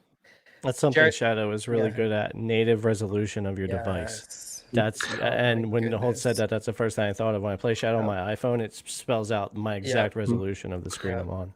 So as we know, we all use Shadow. I use Shadow for my Gamepass at the moment, and if they can actually bring it, it's just one less cost I actually need, because I only use Shadow 4 to access these cloud clients. Right. Same. True. Good point in that. Jared, tell us more about your take with this coming to iOS. Yeah, I mean, being one of the few iPhone users here, it's definitely something more exciting for me because I'm always complaining I can't do very much cloud gaming on Apple, but people are finding a way around it, right? Stadia has been working good, and now it works even better. I've actually been playing a good amount of Stadia that way on my phone. It's really cool. That's why that's where Holtz comes in and says, I want it natively, because we want to know that we love something that's not leaving tomorrow. Yeah. True. But then, like Chief said, it is hard for them to get rid of something like that. But it does feel better when it's native from the company, even if it's in the browser. So giving me xCloud in a browser, even if it has to be the Edge browser on my iPhone, I'm completely down for it. I'll open it up and play. Same thing for Stadia. If it has to be on the Google Chrome browser, fine. I'll open up Google Chrome to play Stadia. That's fine with me. It shouldn't be, because my understanding is those browsers are the same code or whatever, so we should be fine. But I wouldn't care, even if it worked that way. If Apple can block them all from being on Safari, that's really not an issue for me. I'm just excited to see the companies bring them to iPhone in a native way, that I'll be able to play them all there. And that's really cool to me, to see the companies not giving up on the gamers and trying to find a way to bring those services to us anyways. True. Because even though I'm going to buy the next iPhone, I'm really pissed at you, Apple. I just can't share you with my wallet because I'm stuck with you. I'm interested to see, seriously, how many people are considering switching carriers because of cloud gaming. I don't think cloud gaming has that big of an impact Doesn't yet. have the clout but yet. Yeah. Yeah. I'm thinking 2 or 3 years down the line, how much of a factor is this going to be when it comes to purchasing decision for smartphones and tablets. So I was originally tempted to switch because of cloud gaming. And then Apple came out with the one subscription and reminded me how much stuff I actually have and use on Apple, because it's a great service. Yeah. And then I thought, how much do I actually play games on my phone? I went, oh yeah, I don't. So actually, it makes no sense for me to switch just to play cloud gaming, because I would do it, not be able to use any of the services that I've been using for the last however many years, and then I wouldn't be playing any games anyway. So for me, you had the same conversation with ourselves. yeah. So I probably will stick, but it would be nice to have the option to play, and that's what the Stadium app does right now. It gives you the option to be able to play that, and I have done it a couple of times. It's great, especially when my PC or Mac's tied up doing rendering, because it pretty much renders my computer useless. So just to be able to open your phone and have a quick game, it is quite useful. Yeah. What's your take on this, Duncan? Hallelujah. Finally, we're getting there. Here's a question for you. We know that the Apple event is next week. Do we see any cloud gaming services turn up at it? I think there's one which may turn up, which would have a greater. I think Amazon could be could be a interesting one who could turn up there, because they like demoing products there because of the relationship. I'm just putting this out for a bit of fun. Or would we see more of a big push towards the Apple Arcade? I think again we're in a lovely sort of position where everything is coming all at once. Where I don't think we're going to ever see like something like this in gaming again, where we've got everything combining it in the space of about 3 or 4 weeks. It's just absolutely mental. Yeah. October's nuts. What did they say? Techtober. Techtober. Yeah, sure.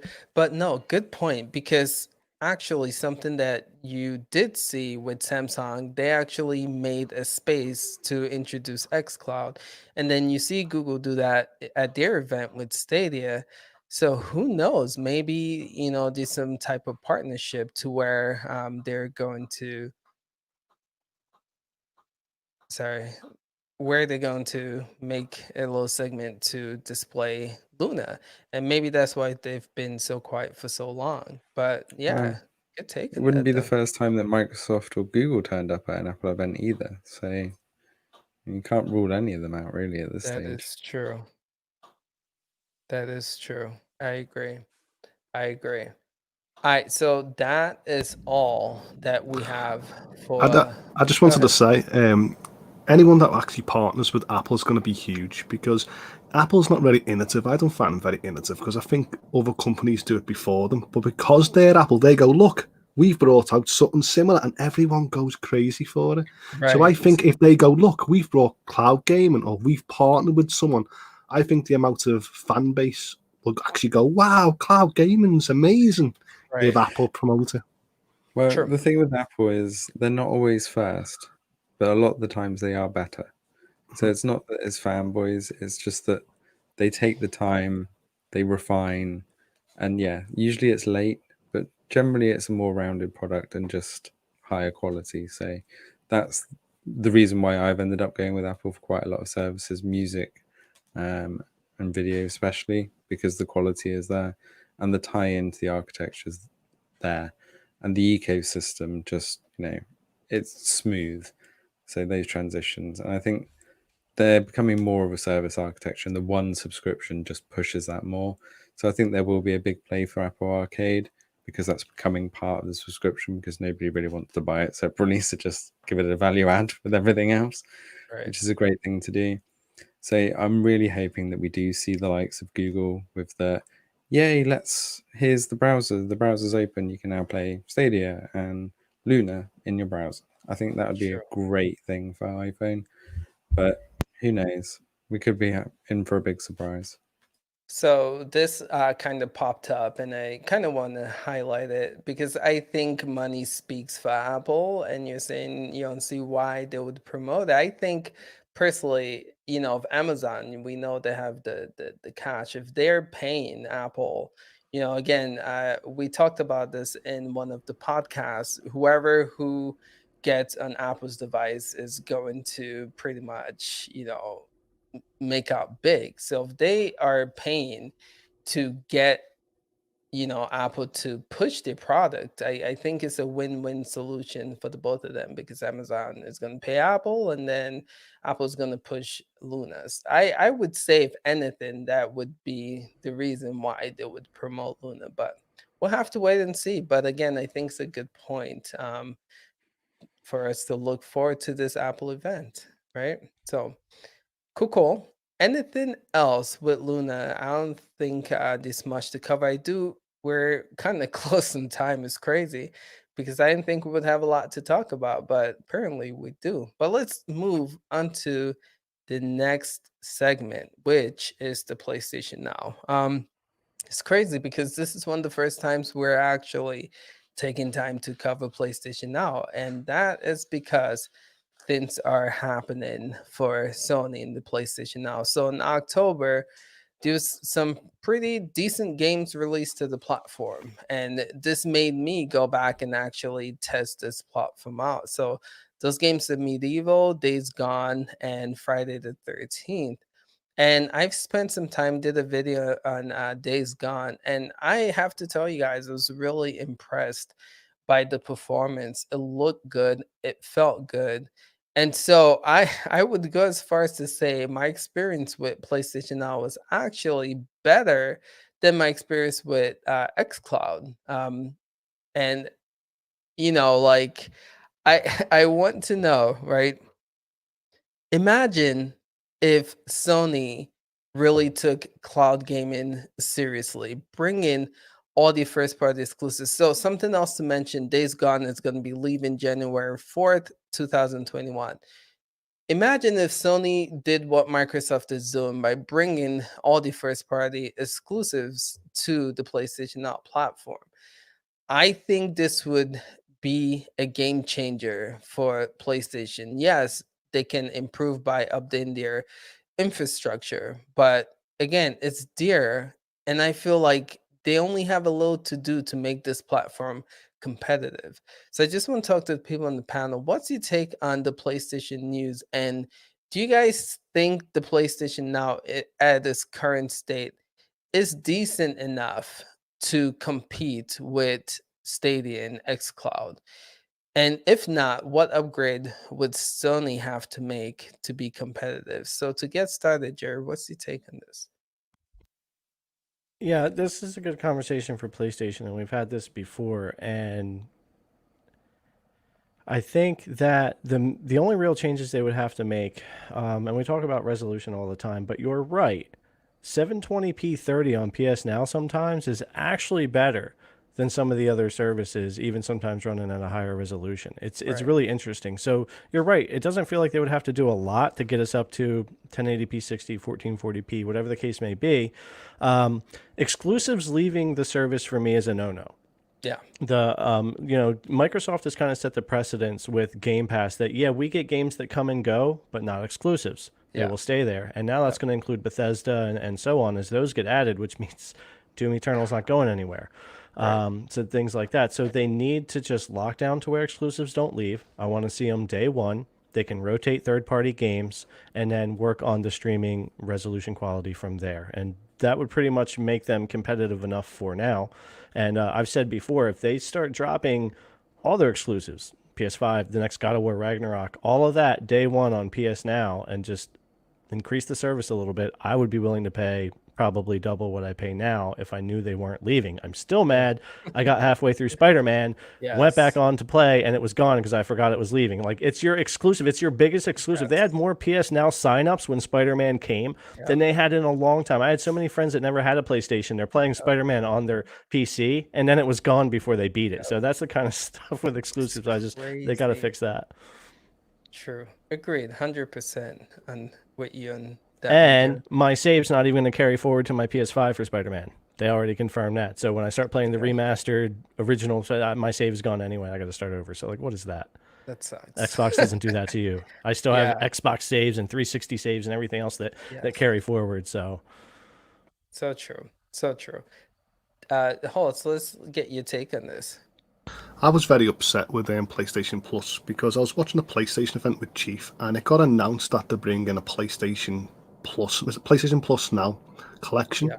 And I remember thinking to myself, only if them games, Bloodborne, Uncharted, Last of Us, Spider-Man, Persona 5 and all that, came to PlayStation Now and they marked it like that by saying, okay, you can download them, but just have a little quick look on PlayStation Plus and PlayStation Now. It would have been huge, but they didn't. They pushed the narrative towards buy a PlayStation 5 and download all these legacy games like God of War on your PlayStation 5. Yeah. So part of me is like, now they've actually done that, they're pushing the PlayStation 5 and they're not going to really focus. Because if that was me, I would have had PlayStation 5 titles on PlayStation 5 and then all PlayStation 4 and previous all on PlayStation Now. And push that as the back catalogue.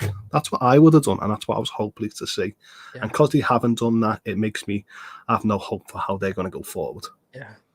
I agree. And of course, I'm just seeing games like, Ratchet and Clank and Spider-Man that getting removed, and you think, like just Jerry just said, why are they removing the first-party titles from the library? Right. I mean, we sometimes give Stadia a lot of, crap, but realistically, Sony just right now, it's not making sense. I mean, again, I tested this platform, it's decent enough. Like you guys have stated, all they have to do is just bring the first party studios games on there and leave it on there. And they can easily compete, but they are choosing not to, which is insane. But Duncan, what's your take on? Oh, go ahead, Holtz.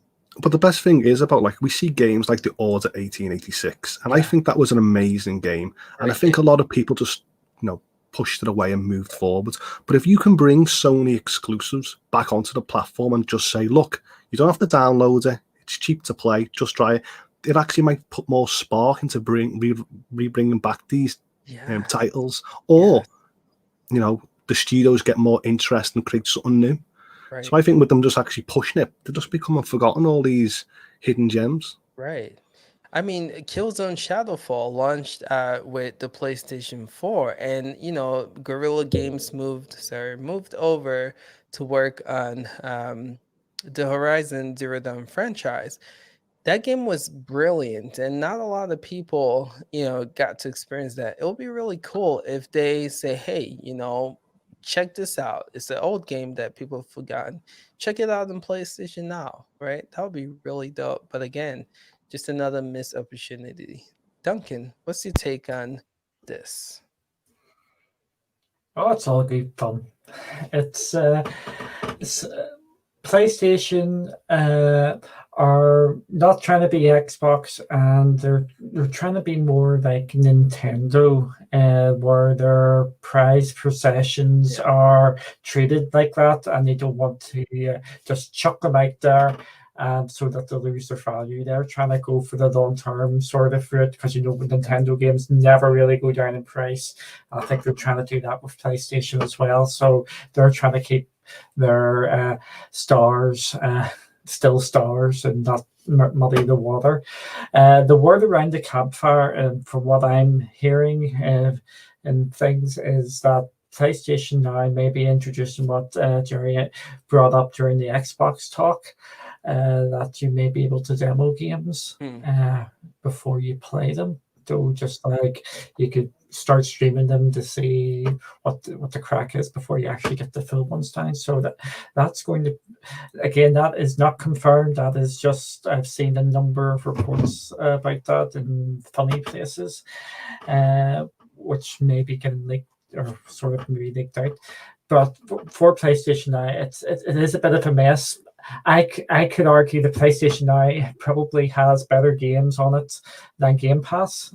You may not agree, because the games are always subjective, but I'm just interested to see how it's going to evolve going into the next gen, because they're not just sitting there and it's not just going to sit there. It's something will have to happen. It's just to compete. I believe that what they should be doing, if they're putting on their old back catalogue, they should just stay. They should not be going away. If they're wanting Days Gone to be on it, like which is on it now, that should be just stick. Yeah. It doesn't come off, and I think that's the way they should be doing it.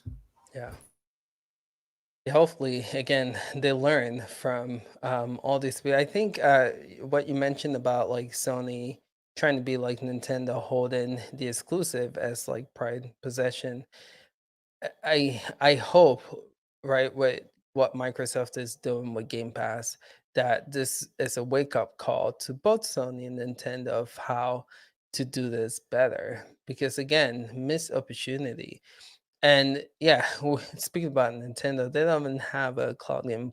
Anyway, Chief, what's your take on this with Sony and news for games for October? Yeah, don't mention the Nintendo Digital Store. Yeah, Yeah, I think PlayStation they're going the exclusive market, and I think they're going to exclusively put them into a corner. They're going to find it very hard to dig themselves out of in a year's time if they don't think about things.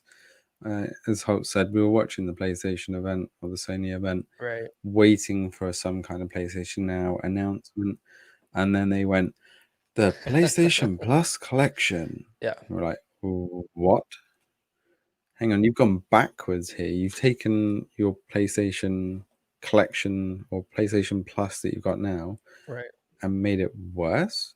It just didn't seem to make any sense. And this segregation of PlayStation Plus and PlayStation Now has never kind of sat right with me either. I don't understand why they've got two different products that are doing very similar things. Like those older games, why don't you want to just stream them?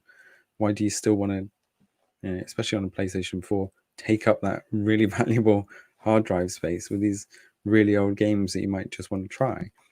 So I think that they should have rolled that into PlayStation Now, and the whole first party exclusive, I think they're too precious over them. And I think that is it, they're too precious. Everything we've seen, all their marketing, exclusive this, console exclusive that, timed exclusive for this game, exclusive, exclusive, exclusive. They only care about this niche little market over in the APAC region, and that's their target market, and that's what they're sticking to. They feel that Japan and a few other APAC regions are too scared of cloud right now, so they think we're just going to cater for them. They're our main market. Digital hard copy sales, disc sales. That's what they're concentrating on. This cloud thing, we've done it for a couple of years and it's not been that successful. So we're just going to concentrate on hardware sales. And I think they're going to put themselves in a corner, like I said. I really hoped that PSNow would get better. When I did play it, I got introduced to Control thanks to PlayStation Now because it was a timed exclusive on PlayStation Now. And I had to play, and I ended up buying it on Geforce Now, so that I could actually play it through in RTX and not 720 really poor stream. So looking at your Days Gone video, the stream definitely has got a lot better. Yeah. So hopefully they have done something with that technology. Right. And it doesn't seem like it would be a huge jump to make that available a bit broader and even up that resolution to 1080. Yeah. It's clearly a choice that they've made. Yeah. That they do not want to concentrate on the streaming side. They are Right. concentrating on the physical and digital media. Right. And that is a little bit annoying because obviously we see everybody going the other way, play our games anywhere, stream it, download it, play it, just buy our games, play them. Yeah. Yeah. Whereas Sony are saying, well, you have to buy our PlayStation 5 console to enjoy these games. And it just seems a bit odd. Yeah. I wonder if it's like, country differences, right? You look at Amazon, you look at Google, you look at Microsoft, these are all American companies. And pretty much they're like, we're putting everything in the cloud. And then you look at Nintendo, you look at Sony, which are Japanese companies. I feel like they're still stuck in the traditional way. So maybe in Japan, this is, the way to do things. But if they want to expand, I'm telling you guys, I think that Microsoft is gonna give Sony a run for the money come this generation, and not only this generation, but the future of gaming to come because of the moves that they're making right now. So this might just be like a cultural thing to where again the Japanese market is just, comfortable with just again doing things the traditional route, creating a console and great exclusive to back it up. But the future of gaming is in the cloud. And I think again, at the end it's gonna come back to bite them, just like you were saying, Chief. Yeah, anyone else want to add anything to that? If not, I think we're gonna take questions because there are not any news for Shadow or max settings. All I can say for Shadow is just a lot of shakeup right now. Just a lot of different moves happening, new people getting hired, several people leaving, shakeup in Shadow. I was gonna ask Mark to speak a little about that, but of course it's not here. But again, just want to inform you guys that again, new CEO, things are happening for Shadow. Hopefully that is for the best to where again we can see them reopen their orders and people can now be able to get access to Shadow. But we'll see how that all plays out. But any questions you guys have, just again ask away. And we'll just sit here and kind of just communicate with ourselves and wait for y'all's questions. So as we're doing that, though, I'm just gonna check in. I like to do this just to check in with you guys to see as the questions come in. Where are you guys at with who do you have again killing it right now in the cloud gaming space? Before we do any questions, Chief, that you see that we can tackle. If not, we'll just check in with you guys and who's killing it right now. Let me know. All right, Holtz, who do you think is killing it right now in the cloud gaming space? Well, at the moment, for me, it's got to be Stadia at the moment, because this next month, for me, or next following months, all my games are going to be on that platform. And I've chose that because the highest resolution and the type of games that I'm really interested in. So for me, I'm not really going to look at other platforms now unless they actually, like, if Luna hurries up and says UK release, UK Plus is coming straight away, or I don't know, the consoles actually do something big. But at the moment, they haven't announced nothing that really interests me. So Stadia is the way I'm going forward for the next few months. Nice. Stadia again. They're doing some good work again, even though this was a slow news week, I think overall. Of course, there's going to be a time where I'm going to enjoy these games, I'm going to push forward, and then there's going to be something where Xbox goes, we've upgraded our Xcloud, we've brought Halo, and there's going to be a time where I'm going to switch and say, "Ooh, Microsoft's got me with these exclusives," and then Sony's going to have me with Ratchet and Clank, and it's just going to be it's going to just be too much everywhere. But at the moment, Stadia. Yeah. Just like media consumption, think about like your Netflix, your Hulu, your HBO. I mean, when Game of Thrones is on, Netflix is, really not important anymore. But then Game of Thrones ends and then you pick up Stranger Things and Netflix. I feel like that's how cloud gaming is. You have options. There's going to be a game that comes up. You're like, all right, I'm going to dish this platform and focus on this. And then that gets old. And then something new is cool to have. But of course, I'm watching these trailers and I'm screaming because I actually want to see the Stadia logo on Final Fantasy 16. I actually want to see, I don't know, Disgaea 6 come to Geforce Now. And of course, I'm not the marketing company, and I know they're going to have these partnerships in a year or 2 years. But I'm selfish. I want them to be released now so I can sort of get my 6 months going forward. Yeah. I think wasn't Final Fantasy the new one confirmed to become to PC as well, right? PC and PlayStation, yes. So we got Shadow at least. But see, that's the reason. Imagine it comes out well before the new tiers come out. I don't want to be stuck on Boost. True. You know what I mean? I want to play this game. You know what I mean? That's true. That's a good point. All right. Any questions? We're just gonna go around. So if we don't have any questions, Jerry, what's your take on this, man? Who do you have killing it right now? I think we all agree Stadia has the best streaming tech. It's just hands down. Is it because it is 4K, HDR, all that stuff? Nobody's really touching it, and Xbox with Gamepass has the best value. But one company puts those together, we have a winner. But Geforce Now for me is the best as far as cloud goes, especially if you've got something like a Shield TV Pro with the new AI upscaling they're doing in Geforce Now. I don't know if anybody else has tried that, but I'm just loving playing games on my TV with that. It's insane. It looks better, runs better than my One X most of the time because I'm getting that PC version. And the AI upscaling is really good. So there's no HDR, but for me, just looking at cloud gaming, I'd have to say Geforce Now. When it comes to gaming in total, I think Microsoft's doing an amazing job. Nice. Duncan, who's killing it for you right now? Yeah, if you're going short term, if you're looking at this moment right this second, it would be Stadia. However, bigger picture, it's Xbox. That's where we are at the moment. They are well out in front because they've got. It's what I always say. It comes back to the content. Content will, as what you were saying with the HBO or Netflix, if Stadia is only going to be having the same thing as what Xbox is going to have, they're not going to have the.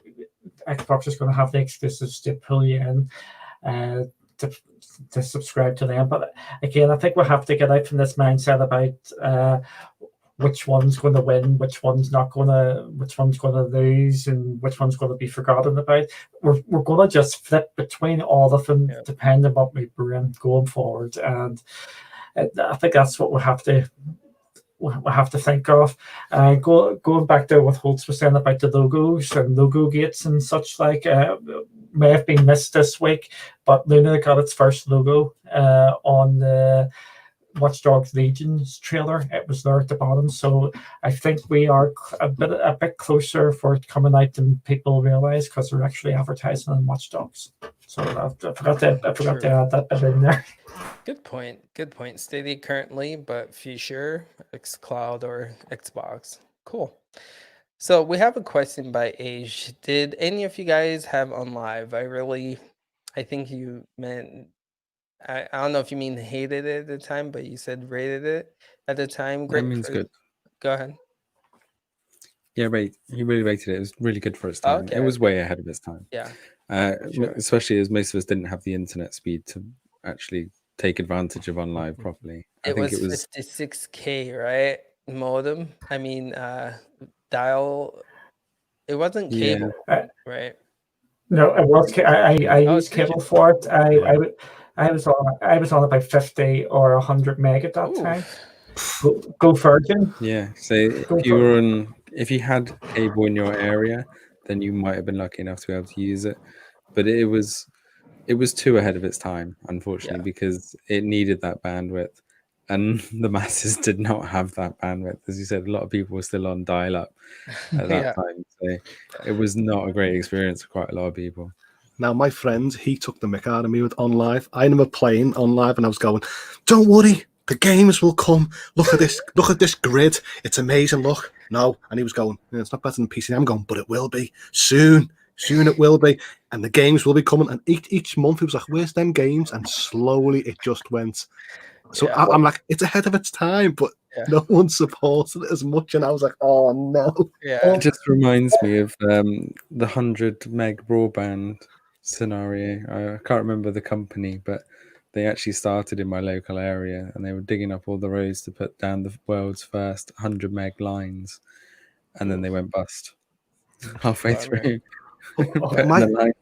My friend used to drive me crazy at the time, because he used to have the best monitor, the best keyboard and mouse, good setup, but would never have the best broadband. And I'm like, "Hey, this is the future. I'm consuming Netflix and this, and gaming's going to be that way soon." And he's like, "No, it's not. I'm happy with me." He's just happy, and it's a shame it died so fast. Hold what I was going to say there. What does that sound like when you were talking about the games? Who did that sound like in modern times? We're going to get the games. We're going to get the games. Their games are coming. The games are coming. Poor Xbox users. Yeah, but all night for me. If anybody asks me what is my favorite ever platform, and I've played from the Commodore 64 up to everybody, my favorite ever platform is OnLive. It was just amazing, and it's still doing stuff with Stadia. I can't even do, which is the frustrating part. Is the really thing I want to strangle people with. It's like, come on, get this going here. And I said this last time, I'm actually blaming Sony for that buyout, and he done nothing with it. If they just sort of put the memento behind it, it would have been huge 10 years ago, but they didn't. They sat on it. Still sitting on it. Still sitting on it. So, Duncan, there you go. Chief, you had a question here. Are we anywhere near 120 games yet? For what platform? Stadia? Are we? No, we're 80, 90, I think. 80, so 90? Not too far. Yeah, we're going ahead of it. I think we're going ahead of the games which are coming. We're doing the Assassin's Creed or the Ubisoft games and all them indies. I think we're going ahead of more. The Stadia Creators games, and then we've got 3 from EA. I don't know if they're all hitting this year. No, I have a feeling FIFA and Madden are not going to be until next year. This year, yeah. Here's a theory: if they continue to want to one-up themselves with pro games, right? We've had 6-6, 2 months back to back. How about they go 8-8 or 7-7? Bring us new games. I feel like if they do that for the month of November and December, that's 14 games. Just trying to think outside the box, and then just add some other games out there. We might might hit 120, man. What Well, they really that's want to do is saying that we want something big to draw in the masses. We're waiting for you to play first. Why don't they just drop Legion as a pro game? Now that would be a game changer. never had a Ubisoft game as a At the pro pro. game. Yep. So true. We already know one of the pro games for November. As far as I remember, it's one of the indie games. Was sort of confirmed as one. We're getting one of the indie creator games. So we're getting number 2, but number 1's going to be like a pro game. I forget the name has just went out from my head, so we've got that.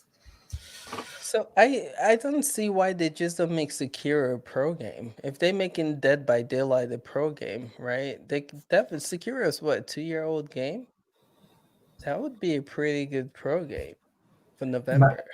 My worry is if they put Sekiro down as a pro game, they're going to be putting it up against the Xbox Series X, and you've seen the videos out there, and they're going to be massive comparison videos drawn with that, because with the Series X, without any optimization, is what's really running at 60 FPS out in the box. So I think this is what we were talking about earlier, where we've got a worrying period coming up here for Stadia to see where the games are going to level out. We're seeing talk on Twitter of people testing the Series X with 13-second load times. Yeah. So it's going to be very interesting to see. Wow. Google need to start looking at stepping it up, because yes, Legions, Cyberpunk, they're going to be on those next gens. They're going to be in the cloud and PC. So all eyes are going to be on our slot for the next couple of months. It's going to be quite exciting. If the experience is terrible, loading wise on Stadia, that's going to be a huge advantage for next gen consoles, right? And then even old gen, isn't it? It's getting a smart delivery, and that's taking advantage of the new consoles as well. So all these old games are going, why should I play them on cloud when I've already got them on old consoles, and they'll go to my lovely new shiny console as well? Yeah. We know we got Stadia's quick resume 15 minutes window, but that's only the one game, and Series X is going, wow, we can do this quick resume within 10-20 seconds across 4-5 games. Yeah. So these are sort of features that Google needs to start taking notice of. But it's a shame, because with Stadia, I've actually took a controller around to my friends, plugged it in my friends within the 15 minutes, and the game's carried on. But the only way I can do that with the Xbox Series X now is if I actually buy that expansion card. And it sort of does a state save, and I have to walk around my friends and plug it in. Well, you could just stream it. You could have just streamed it to theirs, can you? Turn it into a media console, stream it to your mates. Oh, yeah. It's true.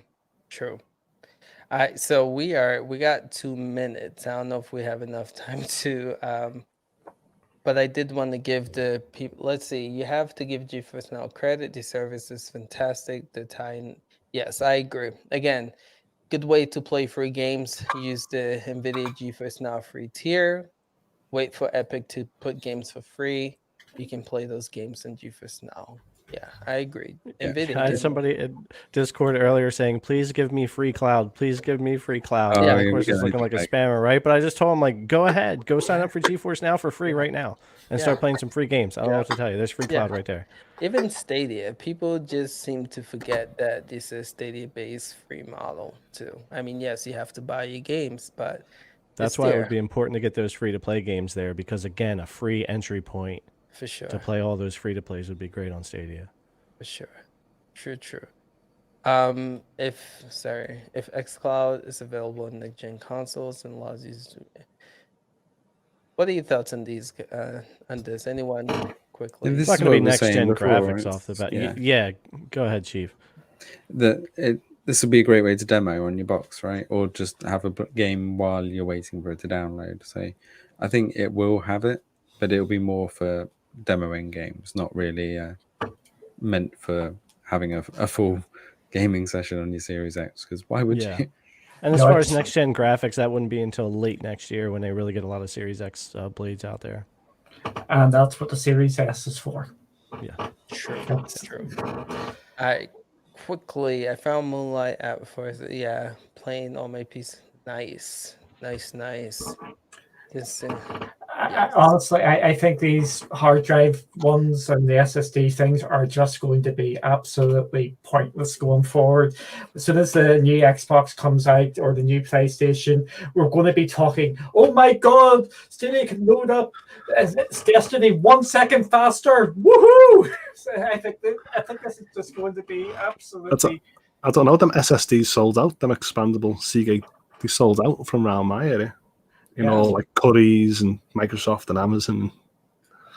Have to see how good the NVMe PCE4 stacks up. Yeah, there was actually one video that was doing that, but that was a different topic. Well, you'll find out in a month's time. Ooh, nice. Well, I have a PCIe 4.0 in my PC, and I can tell you that the ones in the consoles are even faster, and it's going to be insane because what I can do with this one here is pretty nuts. That's going to be really dope. Cannot wait to see if it makes that much of a difference come. But we are currently out of time. I am getting texts from the wife, but I do want members on here to just let us know, let you guys know what they do and where you can find them. So Holtz, tell these great people about your new YouTube channel, man. So this new YouTube channel it's becoming a bit slow because in the end it's a lot of investment in the time and stuff like that. So I've just been waiting for the next gen consoles so I can start to put my foot down in comparisons between cloud and next gen. So it is coming slowly, but I've already got the base already set up. But part of me is like, I'll jump in and actually do some Let's Plays or stream some games that I like that you would see on the Gamepass or the services that other people don't really see. So you can catch me on Cloud Gaming Club going forward. And you can see me on Holt86 on Twitter. Nice. Jerry, where can people find you and what do you do, sir? So I'm legit looking forward to Holtz's channel, to be honest. And we say this every week about how he explains. I'm legit looking forward to watching pretty much everything he throws out. But yeah, Game Tech Planet, YouTube, Twitter, Facebook. Find me there. I'm the only one. Hardware, cloud, reviews. It's all good. Nice. Duncan, what do you do and where can people find you, sir? What I do is get started on Twitter and made fun of, and after that, you find me at Cloudy with a Chance of Games, and me and Brock have started up LunaCast, which is a Luna podcast, which seems to be doing pretty well. We're hoping that sort of takes off, and that's tomorrow at 7 o'clock UK, which is 2 o'clock Eastern. There we go. Nice. Brock will be happy I plugged it. So you can cast Chief and us here. We just create videos in cloud gaming. Tomorrow, just heads up, I am going to be doing a birthday stream for 2 hours. So if y'all want to just come say hi, chill, definitely look forward to that. Don't know the time yet, but we'll announce it on Twitter. But appreciate you guys, man. Thanks for joining. This was some really awesome discussion amongst awesome people in this panel, and something that we're going to try and do moving forward, include you guys like we were doing with just interacting with you guys. But again, really appreciate you guys watching, and we'll catch you guys next week, same time, 2 p.m. West Coast time. And again, this was fun. All right, fellas, see y'all. See you guys.